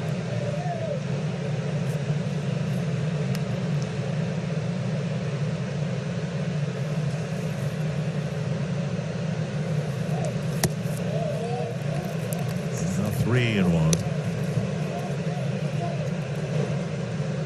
Somebody's doing a windmill out in the Twins bullpen. Somebody's getting loose out there.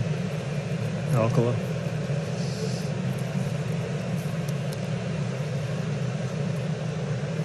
You'd like to see maybe a ground ball right at somebody, turn a double play right here, kind of get this thing moving along.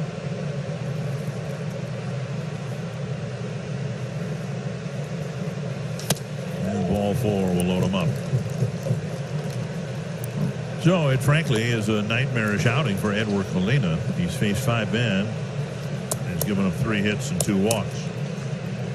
And really struggling with his command, struggling to throw strikes, and maybe a little overamped and missing the plate from one side to the other. Mackey, the bullpen coach, brought on board with the Twins deciding not to have Bill Evers and Bob McClure on the staff this year because of the pandemic concerns. The batter is Akiyama. On the Zoom call, I asked Rocco Baldelli today about McClure and Evers. He says he talks to them regularly. When they see things, they offer their opinions. They're still, according to Rocco Baldelli, still very much engaged in what's happening in the operation. Yeah, he said they watch every game from start to finish and make sure they're keeping track of what's going on and trying to help in any way they can. 1-0 from Colina to Akiyama.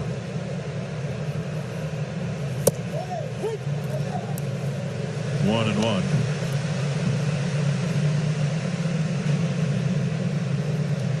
Cubs beat the White Sox 10-2, so the Twins' magic number to win the American League Central again this year is down to 2.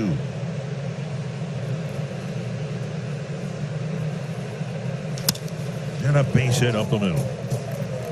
Senzel will score. Galvis will be held. And 3 runs are in with the bases loaded and nobody out. I think this is, you know, for people making these decisions for the Twins, this is probably the worst thing or the last thing you want to see happen is a young kid come up and really struggle through his first outing, but he'll get a taste of it. He'll get a feel of what it is like to be on a major league mound, and he'll understand just what it's like to be out there facing major league hitters for the first time, and see if he's able to learn anything from it and take something from it and build off of it and continue to work and continue to try and get better, continue to try and refine that command and control the emotions. Field in again, and the ball tapped foul.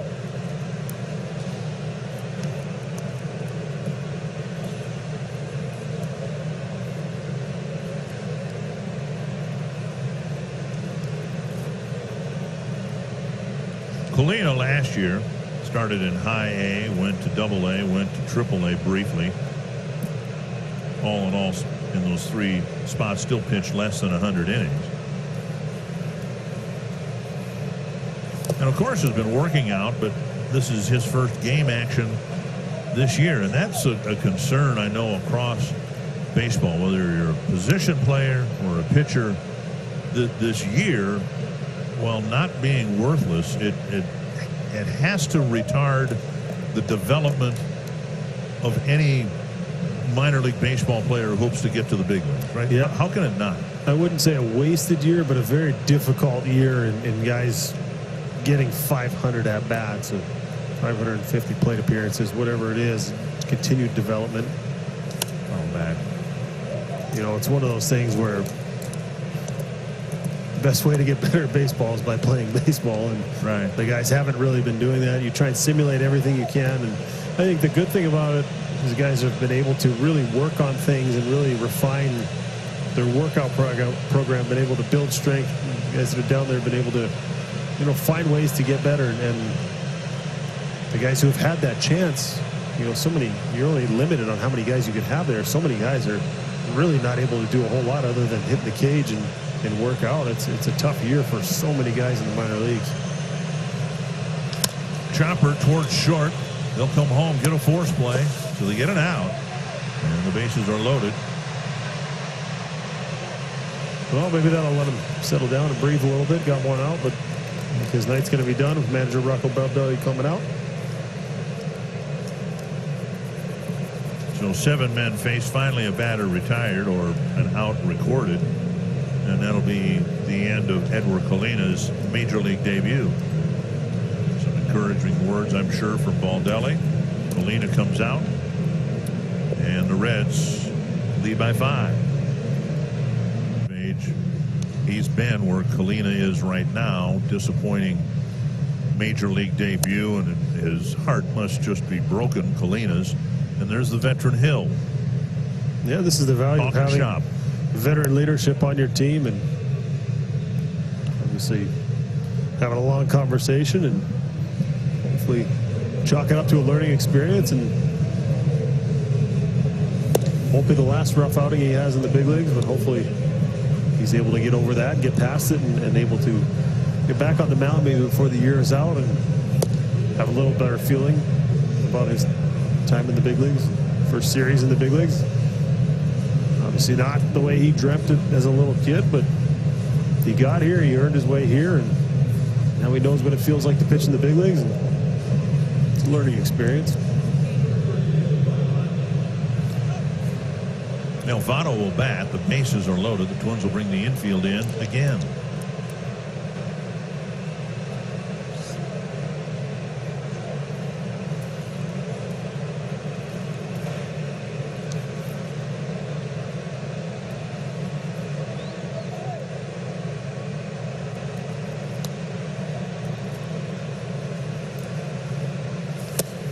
I believe I misspoke earlier. It's not the first time, but I think I said that with the White Sox loss, the magic number has been reduced to 2. I'm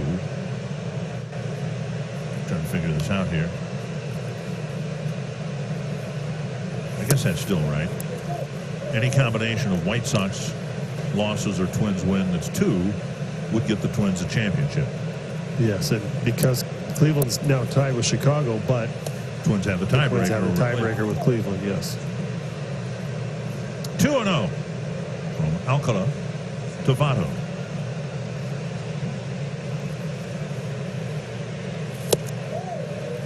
Two and 1. All the Reds care about, at least until the World Series if they get there, they could care less about the American League seeding and all that. But if they win this game here tonight, they're in. After a very disappointing start to the season, Votto takes a strike, and it's 2-2.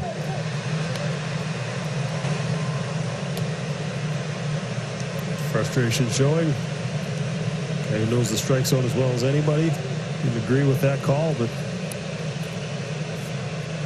we'll find a way to reset.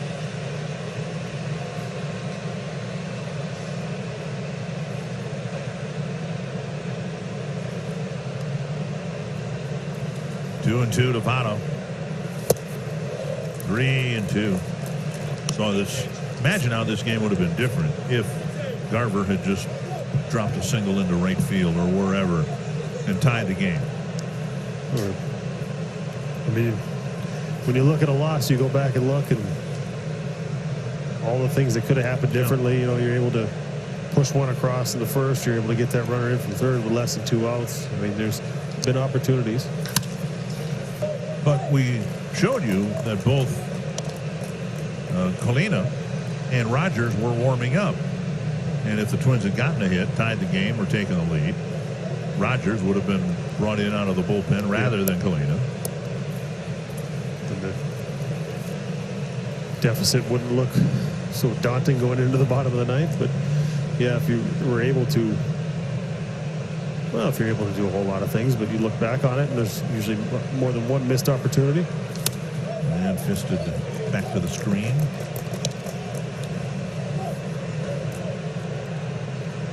Colina had a rough outing, to be sure. We've seen progression from Alcala, and those two guys are one of the reasons why the Twins felt comfortable trading Brusdar Gratterall to the Dodgers, because they had some good, young, hard-throwing, right-handed pitching in the system, an abundance of it, and decided to dispense with Gratterall. And got them Kenta Maeda, which is one of the best trades you can have in baseball, because it appears to have helped both clubs. Yeah. Gratterall's been throwing the ball well and throwing the ball hard for the Dodgers, and Maeda's been the Twins' most consistent and best starter this year, and looking to start game one of the playoffs. So wonder how it'll play out over time, but good so far. Short left field. Coming in is Rosario. There'll be no tag. And it's out number 2. Long battle between Alcala and the veteran Votto, and Alcala won that one. 2 down. That'll bring up Eugenio Suarez.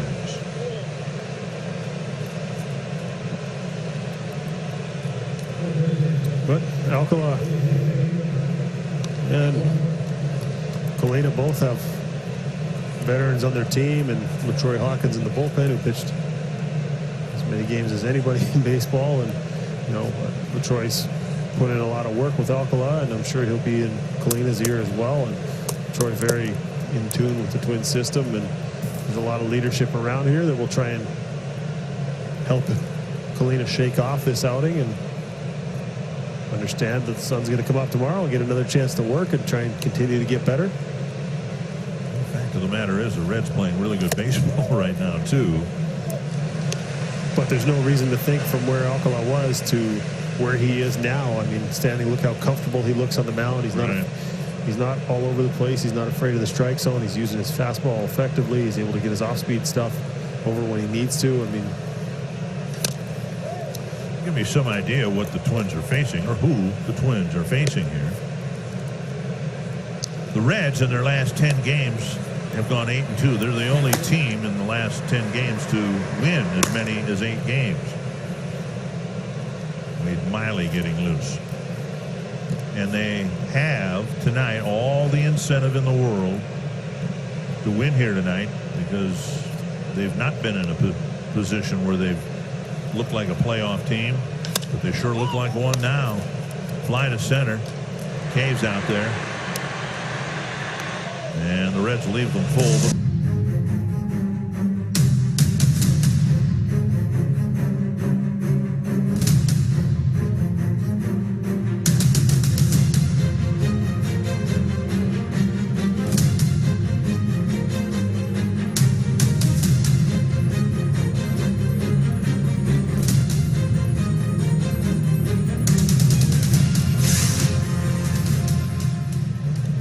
Moustakas with a pair of home runs. Reds have a 7-2 lead. Freddie Galvis with a home run as well. Now the Twins will face left-hander Wade Miley. You think about the moves the Reds made in the offseason to add to this offense. Kepler takes a strike at the knees. Guys who have been there, guys with playoff experience, World Series experience, and Moustakas 2 home runs in this game. Castellanos, big RBI hit in this game. Guys you brought in came up in the game you needed them the most. Galvis playing in short right field makes the play. Kepler retired. And that'll bring up Adrianza.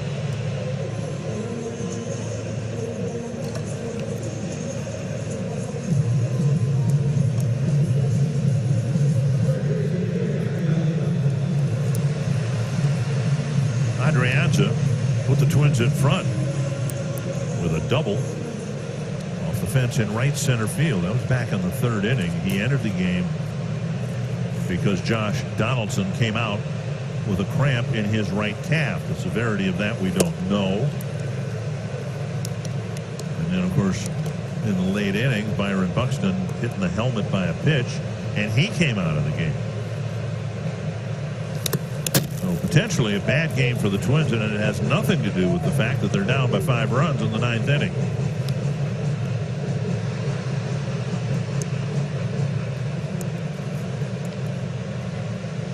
One and one to Adrianza. 1-2.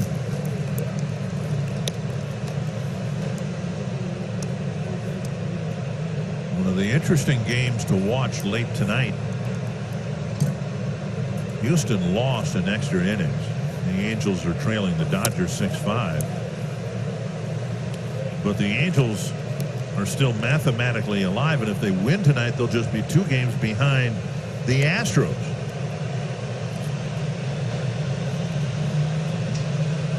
This check swing, strike 3, and Adrianza's gone 2 down. This just days after Andrelton Simmons opted out the final 5 games of the season.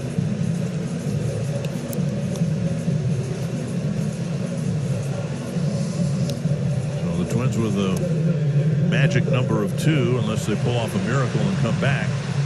And Michael Pineda has been really good for the Twins against Luis Castillo, who finally now, in the last few weeks, is getting some run support. He's pitched pretty well all year long, and they're going to have their hands full tomorrow. Cruz with a big swing and a miss. Yeah, it's a tough matchup. He's got real good stuff. So you see, if the Twins had a lot of opportunities tonight to score some runs, just weren't able to come through with some big hits when they needed them. And on the other side, the Reds were, and it's really been the difference in this ball game. But it's not going to get any easier tomorrow night. 3-1 now to Cruz. Getting a chance to see some more pitches, take some more swings. Swing and a miss. 3-2. Cruz with a walk his first time up, and then 3 straight strikeouts. And he'll take a walk. So 5 plate appearances without a ball put in play, and that'll bring up Rosario.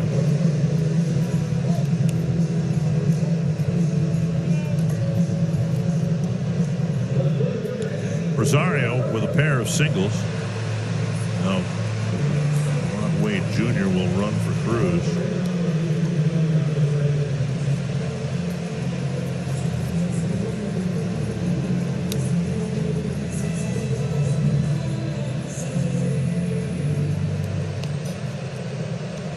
Rosario with a pair of singles, a fly ball to center, and a ground ball to first.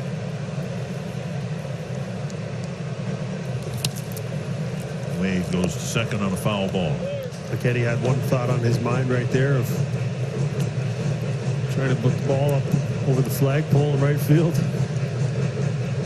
Got a good pitch to do it on, just fouled it back.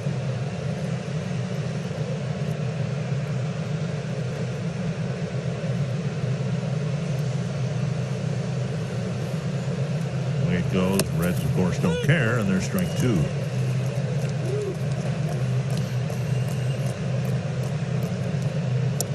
Reds one strike away from advancing into baseball's tournament this year. See if that strike occurs or the out here in this at bat, how they react. Back to Miley. And they're coming out of the dugout, as they should. The Reds are going to the postseason.